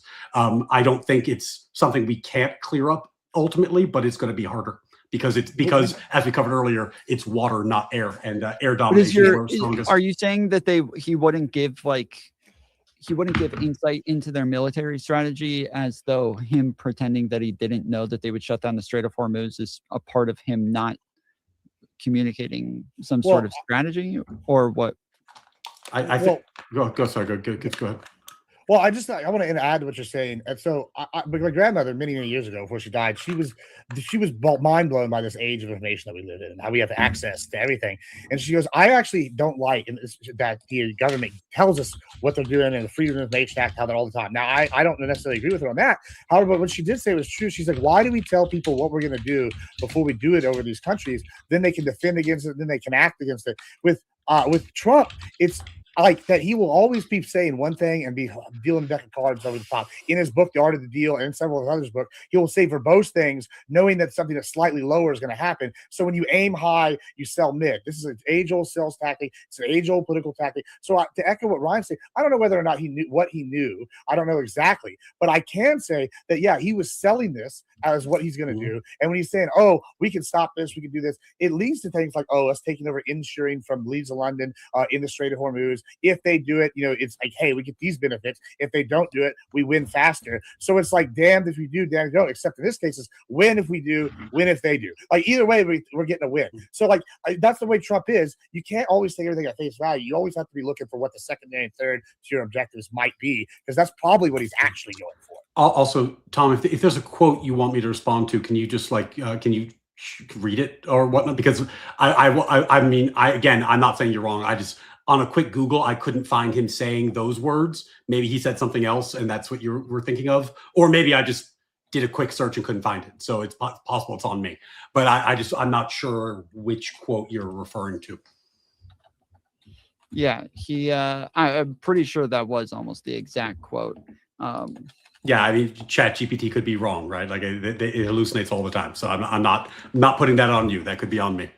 Okay, so just from Google AI search, it says during his presidency in March 2026, Donald Trump was reportedly asked about the effective closure of the Strait of Hormuz and the Navy's inability to escort tankers. While he did not explicitly say he didn't know the strait was shut down, having repeatedly issued ultimatums to Iran to reopen it, he did provide an. Oh wait, that's not.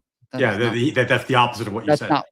No, that's not what No, he's saying he didn't know it was shut down. Yeah, because you said he said that he didn't know that they would shut it down, and that they were going to shut down. Yeah, but he didn't know that they did shut it down. I got the same answer on my chat bot, which is like that's not what he said. So I just wanted to make sure that we were responding to an accurate quote. Gibbs, what did you get? As you may know, I'm now a reverend, and I got my 2 religious doctrines. So we've got also new sorts of stuff, so we can go do whatever. We got some new Bibles.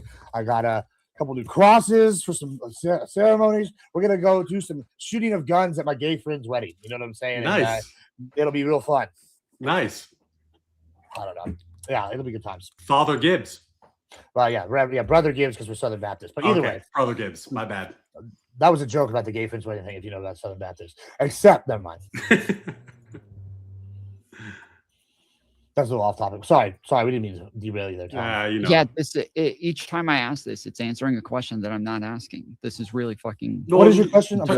Tom, don't let it derail your whole show. What is your question? I'll try to answer it directly. It's nothing. It's he had a quote from Trump that I couldn't find online, and I asked if he could show it to me, and we can't find it online. So I'm just going to assume that. I think we can move on. Like I'm not sure that we can find that quote. Yeah, that's one thing with Trump is that, like, and this is kind of what I've said many times, is that he plays like secrecy by telling you so much. He'll say so many things that it's so hard to nail one thing down, and like.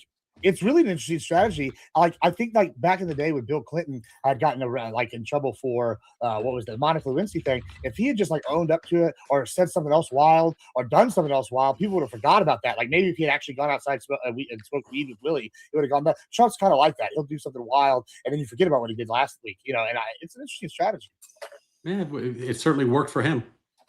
Yeah, this is something that like Tulsi Gabbard was asked about numerous times in front of the Senate the other day, and she wouldn't. They kept asking her if she did consult him on this and let him know that it was likely that the strait would be shut down, and she wouldn't answer the question, seemingly because she didn't want to contradict what it was that Trump said. So I remember watching him say it. I know that he said it. It's answering questions that I'm not asking, because this is one of the problems that I have with searching things with the war every day, is that because there's so many developments on a daily basis that even if I try finding something from a week ago, it's only giving me stuff from the last 2 days every single time that I search. I think you're 100% right about that, Tom. And also this was kind of a hard lesson for me during the Israel-Palestine conflict, where you had in the modern era, information warfare is part of a war effort. So like even if you try to stay up to date on the news, things get put up and taken down and changed really quickly. There's a lot of sources that I see where I look at them and I'm like, oh my God, that's a big deal. And then I realize it's not trustworthy. Like it's tough. It's tough out there to consume media these days, because, you have to be aware that both sides are maximally engaged in propaganda efforts right now. Like that's just part of it. I don't know if you saw Iran's propaganda wing today. They dropped a fucking banger, and I hope it goes on Spotify. It was very good. Just saying. They've had some pretty. I'll give them credit where credit's due. They've had some very good AI rap songs. Yeah, Iran did put out a very funny cartoon making fun of Trump. That was very The funny. Lego ones are good. They've done 2 or 3 of those now. Yeah, that's. They also, Trump and his administration had recently been asking other NATO members for help over in Iran. Demanding that these countries come in and protect their own territory because it is their territory. It's a place from which they get their energy, and they should come and they should help us protect it. We are talking to other countries about working with us on the policing of the strait, and I think we're getting good response. If we do, that's great, and if we don't, that's great too. Remember, like as an example, in many cases, the NATO countries, we're always there for NATO. We're helping them with Ukraine, and it's got a notion that between us doesn't affect us, but we help them. It'd be interesting to see what country wouldn't help us with a very small endeavor, which is just keeping this. So, Joel, do you think any other countries have a responsibility to come help the United States, considering that the United States has been there, especially financially, for these other countries? I think that if we use the early 2000s as reference, and if we look at NATO as a structure, I mean, early 2000s, Bush and Cheney and everyone, they tried making arguments for a long time before doing operations like this or wars like this. And, you know, allies agreed to partake in it as well. We evoked Article 5. We had, I think, hundreds of Europeans come in and fight and die for us in the Middle East. So they have come to America's defense after 9/11 and that terrorist attack. Now this, it seems that even Marco Rubio himself, and I hate doing this too, because I do think that people use this, you know, and weaponize it for anti-Semitism. I do think that happens a lot. For like the Fuenteses of the world, but it is true that they said that Israel forced their hand and drug us into this war, and that could be the same. Although Canada and Europe are showing pretty positive signals towards, you know, supporting being anti-Iran. I think even Carney was like happy America did the strikes and everything. I don't think it's their responsibility to jump out here and spend billions of dollars, and I don't think that it's defensive what America is doing right now. So that'd be a disagreement we'll have on this panel. But yeah, I don't think that they should be forced within days to dedicate efforts to this and then be threatened with terrorism and their own internal politics. The leaders of these countries, no one wants them to be involved in this. So they're not going to get elected if they do help America. Ryan? I think they are under a lot of pressure to help us, and I don't mean moral pressure necessarily. I mean economic pressure. The reality is, America is, you know, our interest in oil flowing between countries is about price management. But in terms of actually having oil, we actually have enough oil. We have our own oil. We have we produce an excess of oil. We're a net exporter. Europe, on the other hand, they are very reliant on oil from the Middle East in particular, but also oil from Russia in some places, in order to fuel their economies. And I think that they are going, if the strait stays closed, for example, for an extended period of time, they're going to suffer far more than we do, and their citizens are going to suffer far more than we do in that circumstance. So that's hopefully something their governments will take into account. Who knows whether or not they will, but they probably should. One difference, not that we've not been doing legal stuff, so I'm not going to belabor legal stuff, but one difference between the conflict now and the conflict in Iraq is that at least for the first Gulf War, we could get UN Security Council authorization for strikes, which then we argued could be used for the second Gulf conflict as well. If you went to get any authorization to take action against Iran in the UN today, it would be obviously vetoed by Russia and China, who have permanent vetoes in the UN, because this is a proxy fight between the great powers of China and the United States. Both the China and the United States have a veto at the UN level. There's no chance that this would ever have worked, and it would have blown the element of surprise. So just, it is a little bit different in terms of coalition building. And the last thing I'll say, just because I'm remembering the thread that I picked up there earlier, Rubio said a few things. He had the one comment we saw in that video that was played earlier, and then he had a later comment where he explained that what he meant, even if people interpreted it in a different way, was that our allies, Israel, had an opportunity. They had a joint, they told us they were going to go. It was advantageous for us to go, so we went. You can call that being dragged in, but the entire reason, well, not the entire, but one of the major reasons that we are allies with Israel is because they have the best military in the region and they have the best intelligence operation in the region. This is what our alliance is for. That they can show us when and where, then we can piggyback off of their capacity to achieve our own goals. It's not weird for your allies and you to have a shared military goal. That's what an alliance is for. Well, it's kind of the other way around, though, right? They have a strong military because we're allies with them. We're not allies with them because they have a strong military. Well, they've had a strong military since their founding. They've had the entire Middle East has declared war on them like 13 times, something like this. Like they've won every war they've been a part of. They pound for pound, they have the strongest military in the world. We just weigh a lot more pounds because we're the 100-pound gorilla. They're the Mighty Mouse. But in terms of their pound for pound capacity, yeah, they have an exceptional military. Also, we have to talk about their tech. Like I said, I brought up the I think it's the F-35E or F-35I and the F-15. I always switch them. One's I, one's E, but it's F-15, F-16I, and the F-16. Anyway, they've got two variants that we've adopted now, and we're improving for our own stuff. And they've been the tactics. The other thing is, my chat just brought this up.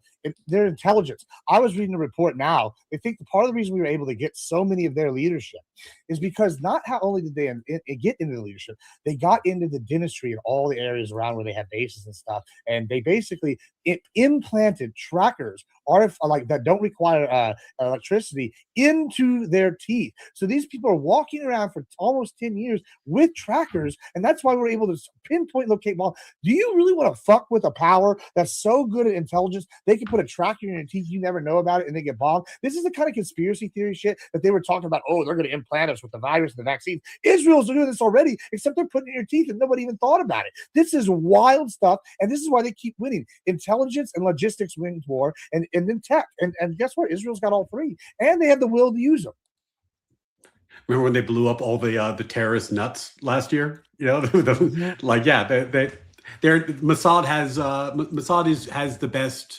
has the best intelligence we have any access to in the region. I'm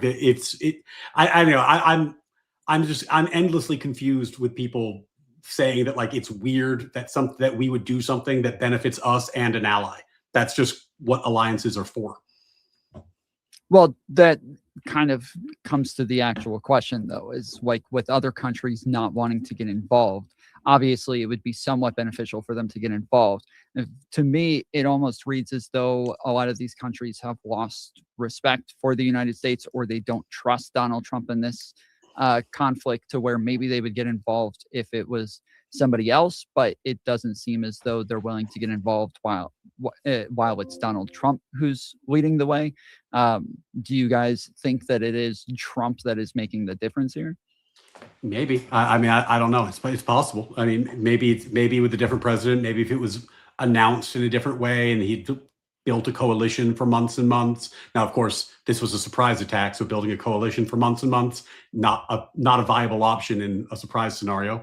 But I could imagine a different president who hadn't done the tariffs. Maybe I think in good faith that might have swayed them. But here's the thing ultimately, and this is the major criticism of Europe that Trump's been leveled, and it's a fair one. They've been free riding on our military forever. They've been free riding on our military. They just started spending on defense for the first time ever. And what they were doing is they were not spending on their own defense and then criticizing us for spending on ours and saying, how come you guys don't have the universal healthcare systems that are falling apart all over Europe? But the ultimate truth is that Europe is in a state of managed decline right now. They are fading as a relevant power block. If I was looking at the great powers in the world right now, I would say America, China, Russia in that order. Europe would be fourth. And they don't seem poised to make a comeback. unfortunately, they became the kind of allies who were very happy to spend time criticizing us while riding on our coattails. So I mean, I don't know. Would they have been more useful? Maybe. If they show up, I will be pleasantly surprised. I hope they will. I think it would be better if they did, but I do think that they've been very critical of us doing the work that they were unwilling and or unable to do that kept them safe for a long time. So, we'll see. Jonah, by the way, Jola, sorry, I keep calling you Jonah. I know we've gone hard in the paint a few times. Your partner drunkenly rage quit on you earlier in the debate. Yeah, I feel bad about that. That sucks, man. It sucks to be outnumbered on a panel. So yeah, I want to shout that out while we have a break in the. Well, just real quick, we did get a raid from I wasn't even that bad. We did get a raid from Illogics, and so I did send him an invite and asked him if he wanted to hop on, just in case he wanted to even it back up again. I want to apologize, Tom. I did not intend for. Oh God, it keeps doing this every time I put my hand up. I want to apologize, Tom. I did not expect him to rage quit after he called me a retard, and I just responded to it and openly. But hey, there's those that have balls and those that pretend to be conservative, and that's him. Is there beef between you two? Apparently, yeah, he's a fucking piece of shit, and I don't like him. But he's got owned, and I fucking cost him half his viewership 3 or 4 times because I put him on blast and I showed him how fake and conservative he was. So he doesn't like it because I hurt his bottom dollar. But hey, it's okay. Get good scrub. You should. It did not cross my mind when I initially invited both of them, and then found out afterwards that remembered afterwards. Yeah, I'll fight anybody. I don't like a lot of people. In the real life, I'll fight, but I'll work with anybody. If they're willing to do it. But some people have a case of Poseidus, and Counterpoints is maybe the biggest example of bitch assness in all of streaming. So fuck that pussy. Well, since we're doing random tangents, if you're interested in that sort of content and you want to see a conversation between me and Connor, where I was trying to figure out whether he was a conservative or a progressive, it's up on my channel. There's some spicy shit there, so go check it out. But yeah, Joa, what was your takes on the allies? Do you think that the reason that they're not hopping in the UK or even NATO isn't helping is because Trump is the one who's leading the way right now? Do you think they would have done it if it was another leader at the time? Yeah, right now, it makes sense why Europe would not want to help, whether it's Europeans or European leadership. So this is the first time, I think, in our modern history where China has a better perception on the global stage when it comes to Canada and Europe, and that's from the trade wars and Trump and JD Vance calling Europe a bunch of weak ass idiots who are free riders. And the truth is, if you look over why America has military bases everywhere, why we do NATO training exercises in Europe and all these different locations. And you could even include Israel here. We use all of these countries as military bases. And we've been doing that for a long time for our power projection. And that's sort of the deal. They house our troops, they house our bases, they share intel. We give, protection of some kind, and Europe is able to be relatively safe. And there are politicians in Europe, and especially France, who are against America doing that because, they say America makes us too reliant on America. And if America ever pulls funding from us, we'll have to actually build something ourselves. And it's going to be very hard for us to do that. And that's what Trump and JD Vance said very clearly, is they intend to make it that reality. So if JD Vance and Trump really want to live in a world where they don't need Europe's help, then Trump can't be out here crying like, oh, please send us minesweepers. Please get into the war tomorrow. It's like, Trump, if you think, Trump says one time America can do it by ourselves, then he says we need our allies. You got to pick one. You got to treat them like allies and get them to like America and want to support America, or you can't be surprised when they just say, no, they're not going to help us. Well, you brought up something interesting, and you brought this up earlier about all the missiles being spent and all this good things. One of the key cornerstones to Trump's policy when he was running for office, I'm going to use 2 of them, was one, he wants us to have the strongest military in the world. Well, how do you do that? You have a lot of stuff. And secondly, what else did he say? He wants to bring manufacturing back to America. Well, I mentioned in my opening that we're building drones over in Arizona. I mentioned we're building drones in the Gulf state of Texas down here by the border. So it's pretty clear to me that he's fulfilling campaign promises by getting manufacturing here, by making sure we have the strongest military, by using new tech, by using new strategies, by demonstrating our air superiority, getting this combat experience in this country that's not ready. So yeah, I think he's actually fulfilling more campaign promises. Even if he, okay, let's take it on face value. That's 100% true that he meant no new wars in the way y'all are saying, which is not, but let's just say it is. Then he's still fulfilling more campaign promises by doing this. And so it's like, oh, cross one out, but gain three more. I think that is a win.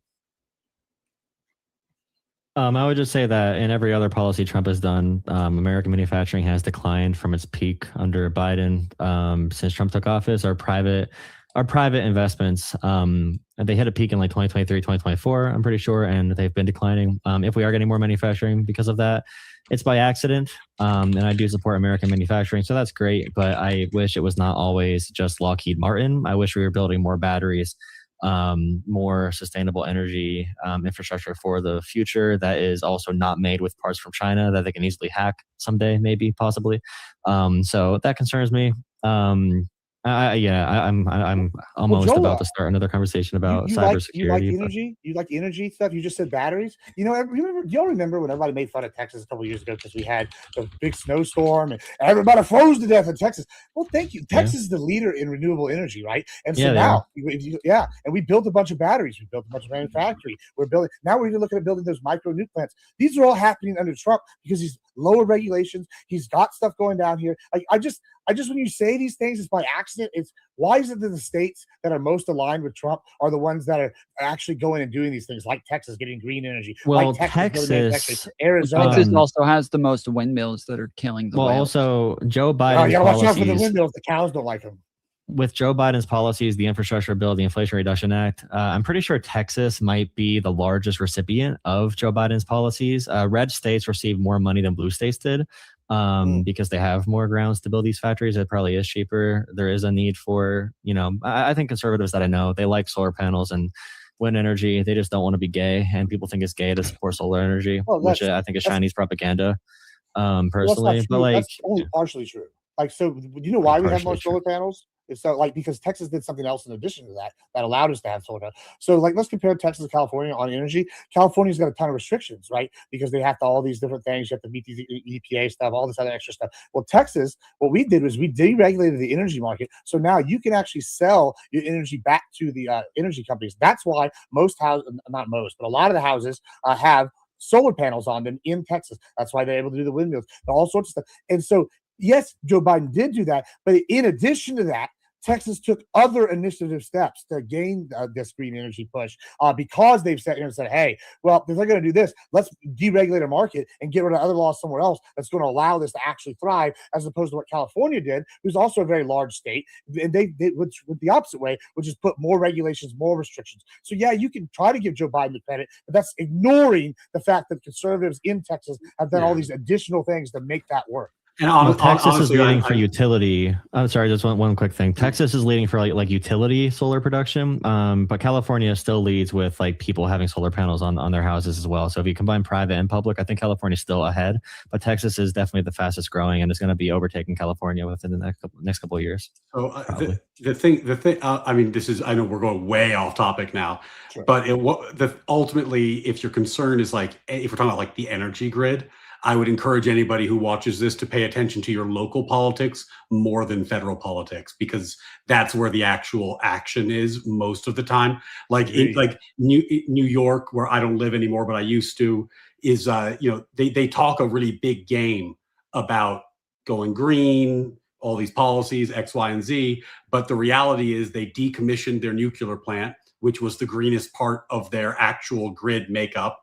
And their policies make it so that if you install solar on your house, you can't decouple from the energy company. And in fact, you have to pay the energy company every month. So like the proof is in the pudding in terms of local policies. And that's not even, I'm not trying to make this like a left or right thing. That's just like oftentimes if you want to actually achieve something that requires zoning or like actually functional law, it's not always federal, it's often state or local. And people need to show the fuck up and vote in their local elections, because some of these laws are just idiotic. Like, it's the fact that New York has laws on the books that make it harder for people to do green energy while claiming that they're prioritizing green energy is just, I mean, the hypocrisy and how frustrating it is I'm sure obvious just from the explanation.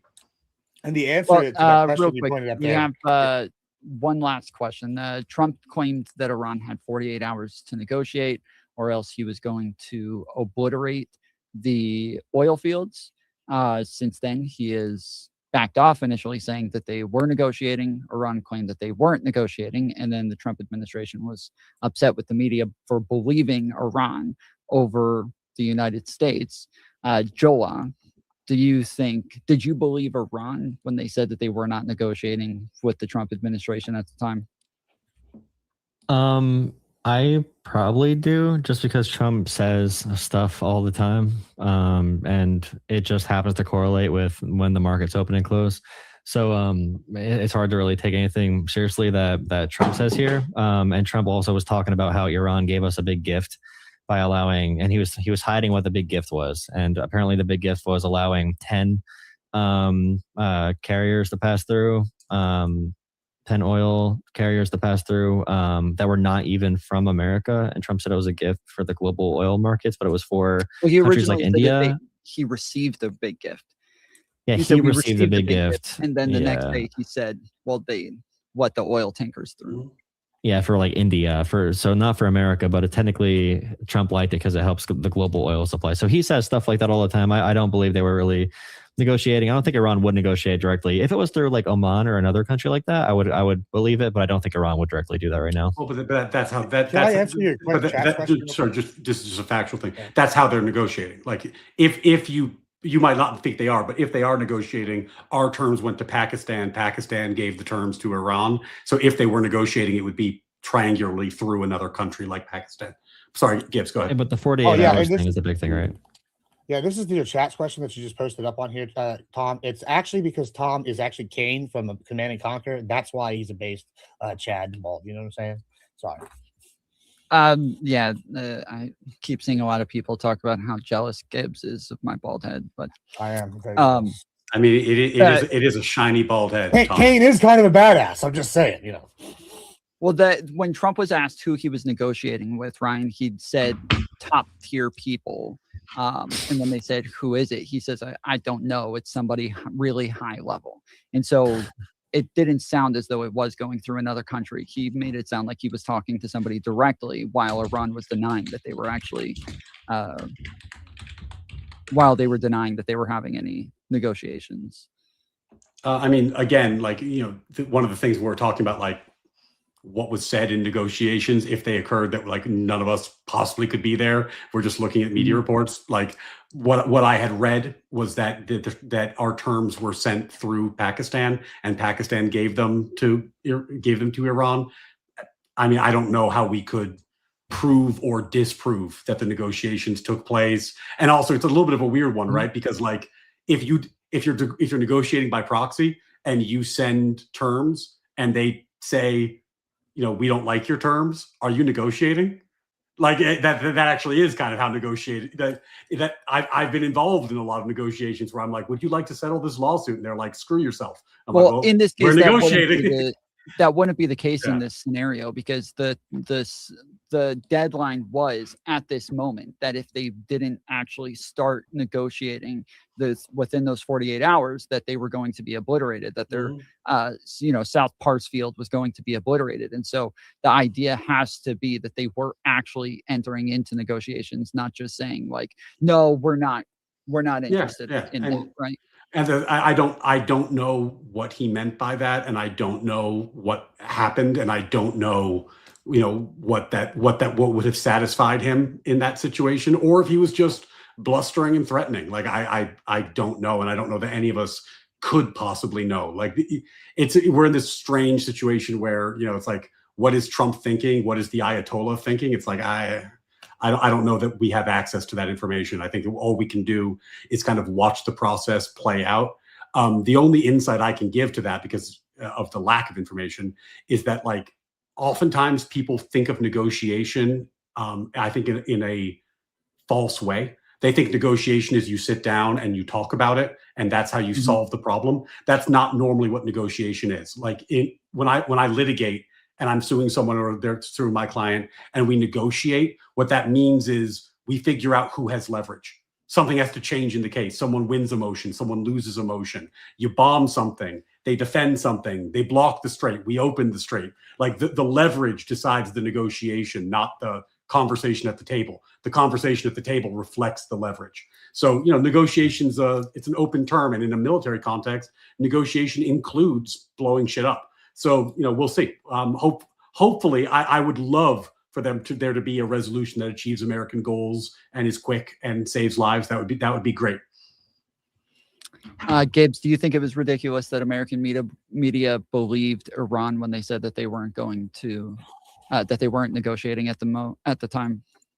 Yeah, I mean, sure. I mean, I don't know. The media just reports what they say. I don't know exactly which quote you're talking about, but it doesn't surprise me at all that someone on the left and I guess mainstream media, and this always annoyed me why Fox calls the others mainstream media when they're the biggest one in the world, said, oh, hey, these guys said this, and then they got mad. It's just partisan argumentation. I don't expect anything less from people picking sides. For whatever reason, the Dems have got in bed with the socialists and the Muslim terrorists. So, yeah, I don't know. I guess, it's probably a little ridiculous, but it's politics as usual is what I would probably say.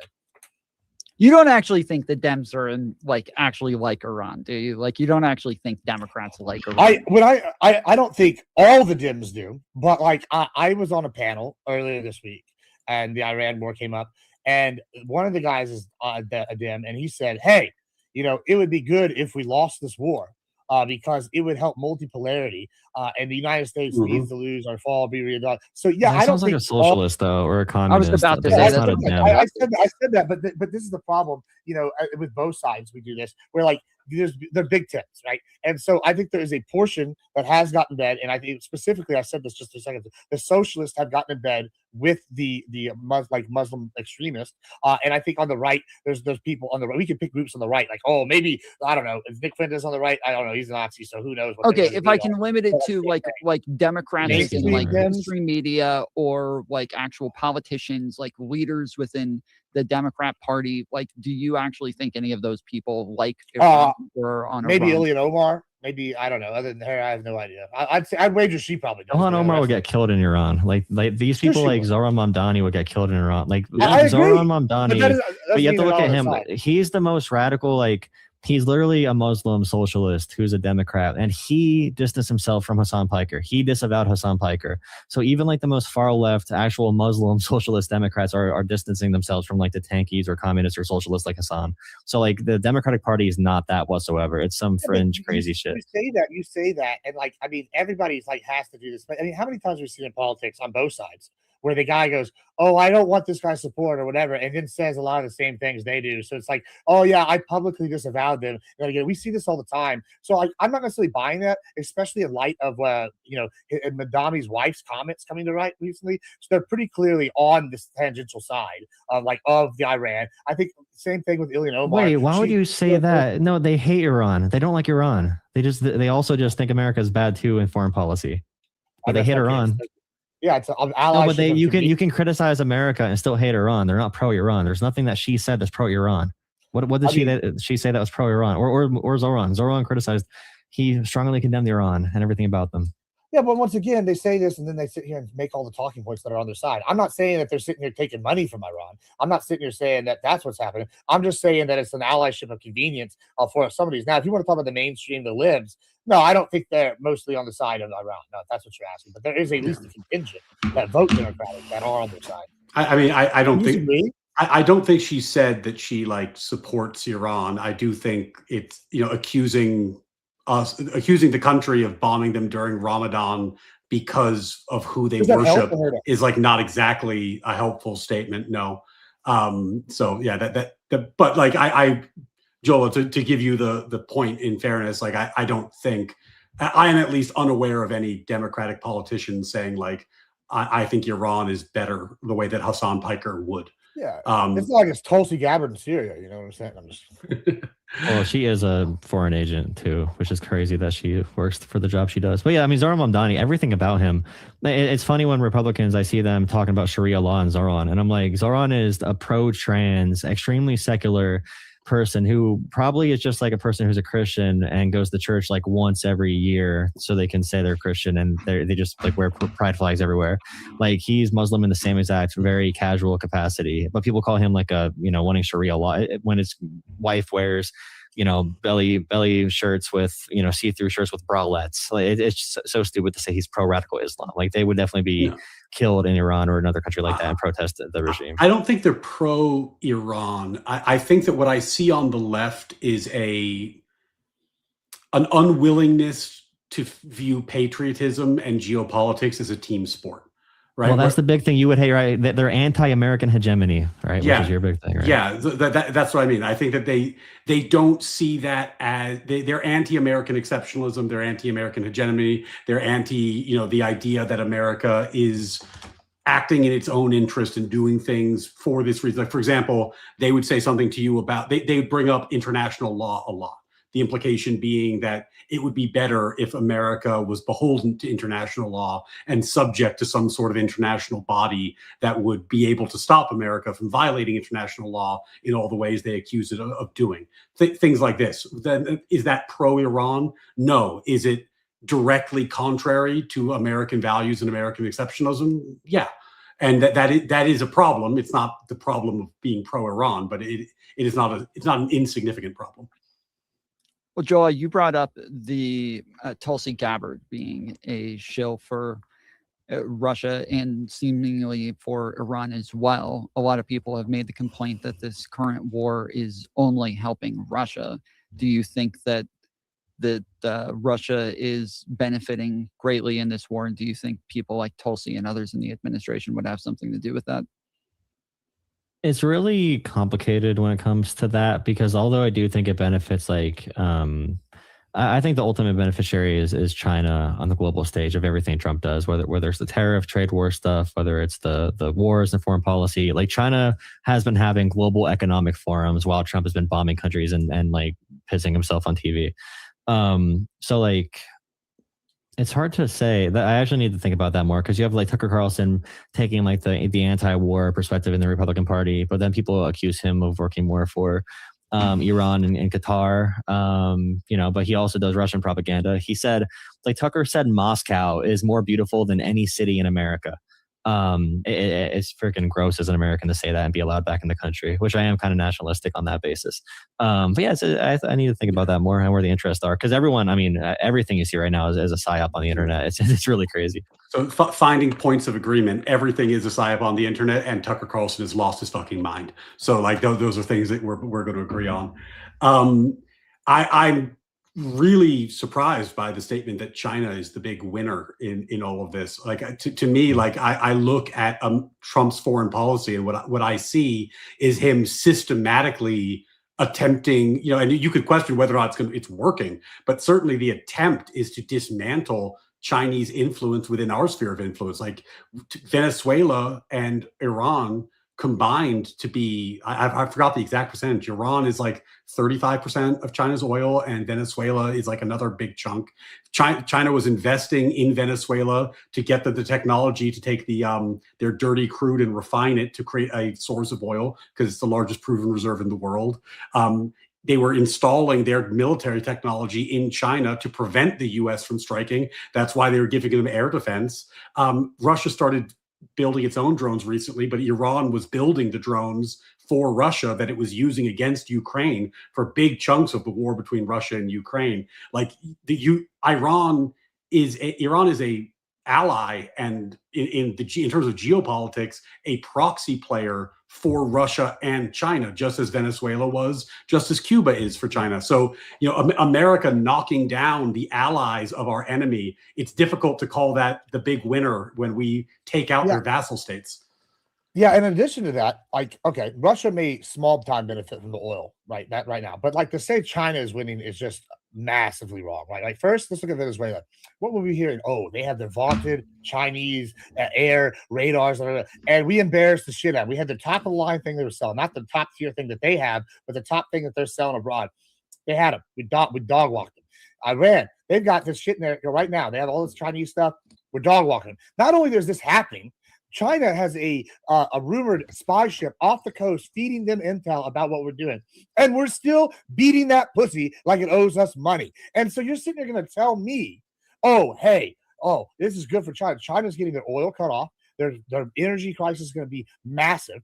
Their top tier systems that they're selling are being embarrassed over and over and over again. That's going to hurt their sales abroad military wise. Yeah, this is all L's for China. The only countries that are benefiting are Russia, maybe tangentially from the oil, but even then, Ukraine is benefiting because now they don't have the access to the tech that Iran was giving them. They don't have all the Iranian helpers that are sitting over there.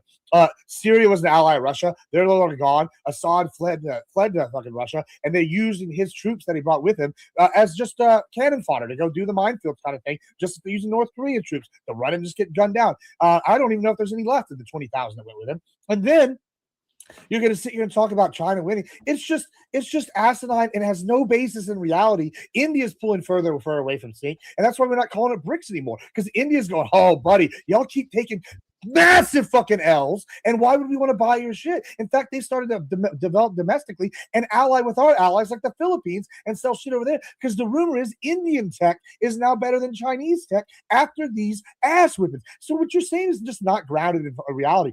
Can you tell me one instance of Chinese technology stopping an American aircraft right now? I'll wait. Oh, there is none. So so dramatic. So It's when I talk about China with like, I know. When I talk about China for economic purposes, so Canada, for example, and Europe, Canada was a very anti-China country. Canada and Europe have signed historic deals with China, economic deals that did not exist in the past 50 years. And China and Canada meeting was actually a pretty big deal for both countries because they did not have good relations whatsoever. But our allies feel forced to go to China more for these, modern monetary financial transactions for these trade deals. Now, when it comes to Venezuela, I don't think China really cares about Venezuela that much. When we kill USAID, we kill our influence in Africa as well. China makes more inroads there. We killed the Voice of America, our foreign policy propaganda arm, which is making it harder for us to do what we're doing in Iran right now because we don't have as many independent journalists that can reach inside of Iran and Russia and other countries like that. And then for the military right now, I mean, Iran's main play is they're making the toll that's being paid for the Strait of Hormuz be paid in yuan, be paid in the Chinese currency. So, that's a big push that they're having. All these BRICS countries are really pushing away from the American dollar. I would say that Trump's adaptation or adoption of cryptocurrency at large is also very destabilizing for our currency and really helps Russia and China and the propensity for corruption across the board. I don't think there's any country doing amazing on the global stage right now, to be fair. So I'm not going to say like China. I know there's some internal conflict. They just had to oust the military leader. So there's some, issues in every country. But when it comes to Trump's actions with foreign policy, what I see is Trump's trade deals and tariffs self-embargoed America with the global stage. Self-embargoed America. We told Canada, you're assholes, we hate you. Europe, you're assholes, we hate you. Africa, you're shithole, depraved, shithole place. We're going to kill all of our programs to help you out. Who cares about, we hate Somalis and, we hate all these minorities. We hate Europe. We hate everybody. And they hear that. And, we have people for the U.S. government saying all Muslims should be dead, like U.S. senators and stuff. That's bad for our propaganda. I just think that, in terms of, although on every stage, there's not one stage I think Trump helps with China, unless if you think that the world is going to be in like an 1800s, battle for, hegemony for our part of North America. So like Trump with Cuba and Venezuela, unless if you think that's the play that we're going to have like the different, sectors of power. Currently, since the war started, Russia's doubled their earnings in oil, that they've made over $5 billion more than they were making before. The United States loosened sanctions on Russia as well, giving them more oil. In a lot of ways, they've greatly benefited during this war. So even though generally we would think of them as somewhat of an ally to Iran, they seem to be making out pretty well. The danger with the ranty format is that you can say a lot of things and then I have to go back and correct stuff that was said at the very beginning. The idea that China doesn't care about Venezuela, which Joel said earlier, is like insane. It's insane. Like China was buying like 80 to 90% of the oil that Venezuela was exporting. China was investing billions of dollars into Venezuela. Like Venezuela was China's closest proxy and ally within our hemisphere. Like that was the forefront of communism within our hemisphere, that in Cuba. But unlike Cuba, Venezuela had upside, because if they could ever stop mismanaging their own resources, which by the way we built for them and they stole from us and it just expropriated, they have the largest proven oil reserve in the world. So can I clarify one thing about my argument? I would just say that China, not that they don't care at all, but if it comes, to would China rather have these brand new deals with Europe and Canada and expanded influence in Africa, or would they rather Venezuela be stable, which they still have, it has not been hindered that much. I'm just saying they would take the trade-off. I mean, what I'm saying is that it helps. It's helpful if you want to build a case to like just make sure that you're getting the facts right on stuff like this, because they care a great deal about that. And the reason that they care a great deal about that is that part of China's effort to undermine the US has been to replace not our access to oil, but the currency that oil is traded in. Most of the time in the world right now, currency is traded in dollars, which is the petrodollar. This is a huge deal for America. This is why, even though we have this crippling debt, it hasn't totally tanked our economy yet, because we can issue debt at lower rates, because countries are always looking to buy American treasuries because they have all these dollars lying around from their oil trades. And if they convert it back to another currency, they lose a lot of money. So they're willing to buy American debt at a lower interest rate than they would otherwise. This is a huge part of what keeps our economy afloat. China's geopolitical strategy was to stop that and turn it into what's called the petro-yuan, where more and more countries are trading in Chinese currency rather than in American currency. And this is what the BRICS alliance was partially about, where you had Venezuela, Iran, China coming up with a way to supplant America on the global stage, which would have benefits to the Chinese economy and severe detriment to the American economy. So yeah, I mean, I think this is worth protecting. And yes, it is a big deal that we have been protecting it. In terms of like China having trade deals with Canada and having trade deals with Europe, I don't know. I mean, maybe I know we pissed Canada off. I would agree with you. We certainly did that. I don't know whether or not our actions really precipitated that. Like these countries have their own relationships and their own frosty reasons. Like I think if I remember correctly, Canada had some executive that was like apprehended in China. Like there was some like human rights issue that they were really upset about in like the 2015, 2018 range, somewhere around there. I don't know how they moved past that. But like ultimately, I think that America does need to protect its interests, and we have to do that. And ultimately, we will. And it does not also look like China's doing great economically right now. I mean, who knows? Of all the countries in the world, I probably trust their self-report on data the least. But there's been a real estate crisis. There's rumors that they have a population issue. So who knows? We'll see how that plays out. We did get a super chat or a tip on stream elements from Aryan. Appreciate it. It came in 10 minutes ago. He said, this is for Joa. Don't you think the Iranian regime is an easier target because it's an actual state with proper military. It's unlike fighting a non-state actor hiding behind civilian infrastructure. Well, does the American government view them as a legitimate? Don't they view the IRC as terrorists? I'm trying to think of how America views them. Like, do they have a legitimate structure in America's eyes right now? That's not really the question. That's kind of what I was saying earlier, right? About ISIS and shit. Like, yeah, ISIS is a different kind of threat. Yeah, they hide behind people. They're asymmetrical. Iran is asymmetrical with Hezbollah and Hamas and the Houthis. But hey, this is this thing. There's asymmetrical threats. Yeah, they're bad and they're a different kind of danger, but they're a lower tier threat. you're not going to have a terrorist group develop nukes. So in one way, yes, they are an easier enemy to fight. And that's part of the reason why we're taking out Iran instead of going after the little groups. We take out the head. They can't fund these people. They can't give it out. And then they might devolve into these little terror groups. And those might be harder to fight per se or dig out. But yes, in the sense that it's an actual military and an actual state where they have logistics that are sit there in place. Not that terrorist groups don't have that, but they have more hard points. That is true in this kind of stuff.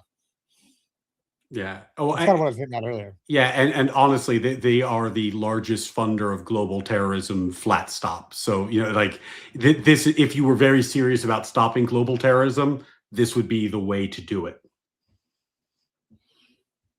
One big advantage they have is, so Iraq did not have the ability to tank the global economy as much as Iran does. If they truly were able to hold on to what they currently have, and that's why I think it's really hard, because Trump's not going to take a loss on this. There's a chance he goes deeper because he doesn't want to take a loss. And I don't even know what like a deal would look like. So if America does recommit in Iran, if we keep on, the trend has been escalation on both sides over and over and over again. Israel just said they're going to escalate, and Iran announced again they're going to escalate. Every day it's more escalation. So if we're going to keep on playing this game of chicken, it has the potential to launch us into a global recession. So there's a lot of questions to be answered there. It's a different type of warfare from, this versus the small proxy groups or terrorist groups. I mean, it's different kinds. It's easier to target because you know what points you want to hit, but also it's a much more dangerous and difficult enemy. It depends what you mean by difficult too. Do you mean American lives lost? Do you mean economic harm? Like what are we really talking about? Because going after the individual groups are probably more American lives lost, or if we go on the ground, it's and a lot's yet to be seen. Yeah, I mean, I think that there's some stuff in there I probably agree with. I think that like right now we're in the we say we're going to escalate. They say they're going to escalate. Israel says they're going to escalate. Like we're in that phase. I think the only way that stops and like real negotiations happen is when the actual leverage hits an inflection point. Like when, for example, Iran stops running out of weapons. Like that would be a moment when it happens, when we've crippled their capacity to an extent that they just cannot do something anymore. Maybe not completely. Maybe the Strait of Hormuz is still closed, but they can no longer realistically launch weapons at Israel, and we know it because they stopped. Because they've been launching them nonstop, but eventually, they are slowing down. They're down like, I forgot the exact figure. I've seen 70 and I've seen 90% since the first couple of days of the war in terms of like the frequency with which Iran is sending out ballistic attacks at its neighbors. So ultimately, I think, they'll like us when we win is what's going to happen here. Like we need to actually cripple at least enough of their capacity that it creates a leverage point for negotiation. And until then, it's going to be bluster on both sides. Okay. Well, we're at 2.5 hours now, so we're going to go ahead and wrap it up. I'll let you guys shout your channels out again one more time, and we'll go the opposite direction. So go ahead, Admiral Gibbs. Hey, yeah, I'm Admiral Gibbs. You can find me everywhere on as Admiral Gibbs. We've been doing a big push for YouTube and Twitch lately, so check me out there. I will be on TikTok soon, but hey, check us out on all these platforms. We're having a generational run. I think we're about to go do another panel after this and yell at some people about a force doctrine or some other gay shit. Who knows? It's going to be fun. It'll be good times. Thanks for having me. I apologize for being too big of a giga chad and making Connor have a big case of Poseidon. And thank you, Jola, for staying and fighting it out against two people. I know it's never fun to be outnumbered and have to be coming at it from both sides unless you're getting the fucking Eiffel Tower. So, hey, I don't want to do that. Thank you. I appreciate it. And for everybody here, thanks for having me. Awesome. Thanks for joining. Jola, go ahead. Yeah, thank you for having me. This was a very unenjoyable experience, and I hate myself now. Geopolitics on YouTube, TikTok, Instagram. I have a bunch of dead social media accounts. I'm going to give up on all of them after this because I got destroyed by so many high intellectual arguments today. And I'll never forgive Tom for inviting me. Thank you, good sir. Thank you for coming, Ryan.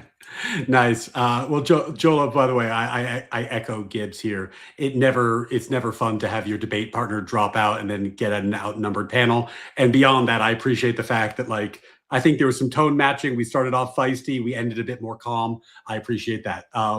So I'm Ryan Mullally. I'm an attorney. I talk about American politics, American law, American philosophy. My channel is Natural Law with Ryan Mullally, and we are on the rise. It's been growing. Viewership is up. Things are going well. Come by the channel if you want to hang out. We have a great community. And if you hate me and you want to yell at me, come by the channel and yell at me. That's fun too. Anyway, Tom, thanks for having me on. Yeah, appreciate you coming. Thanks everybody for showing up. I'm Tom Fuller's show. We do a bunch of debates. We're trying to do these once a week here and there, but haven't been as consistent as we want to be. But we're getting there, trying to find a platform that actually works. So I guess this one wasn't so bad today. I'll have to figure out how to use Restream a little bit better and get get better at the production on here. But outside of that, appreciate everybody coming. And yeah, you guys come check me out. TomFulleryShow.com on Tom Fullery Show on YouTube, not TomFulleryShow.com. But yeah, YouTube.com/TomFulleryShow. If you want to search it on YouTube, it is Tom Space Fullery Show, Fullery Space Show. So yeah, that's where you can find me. Thanks everybody for coming. And I'll be starting another stream in just a minute. So if you guys are in my chat, hang out for a minute. We'll raid you over to another chat in just a minute. Thanks, guys. Good seeing you. All right. Thank you, guys. Have a good one.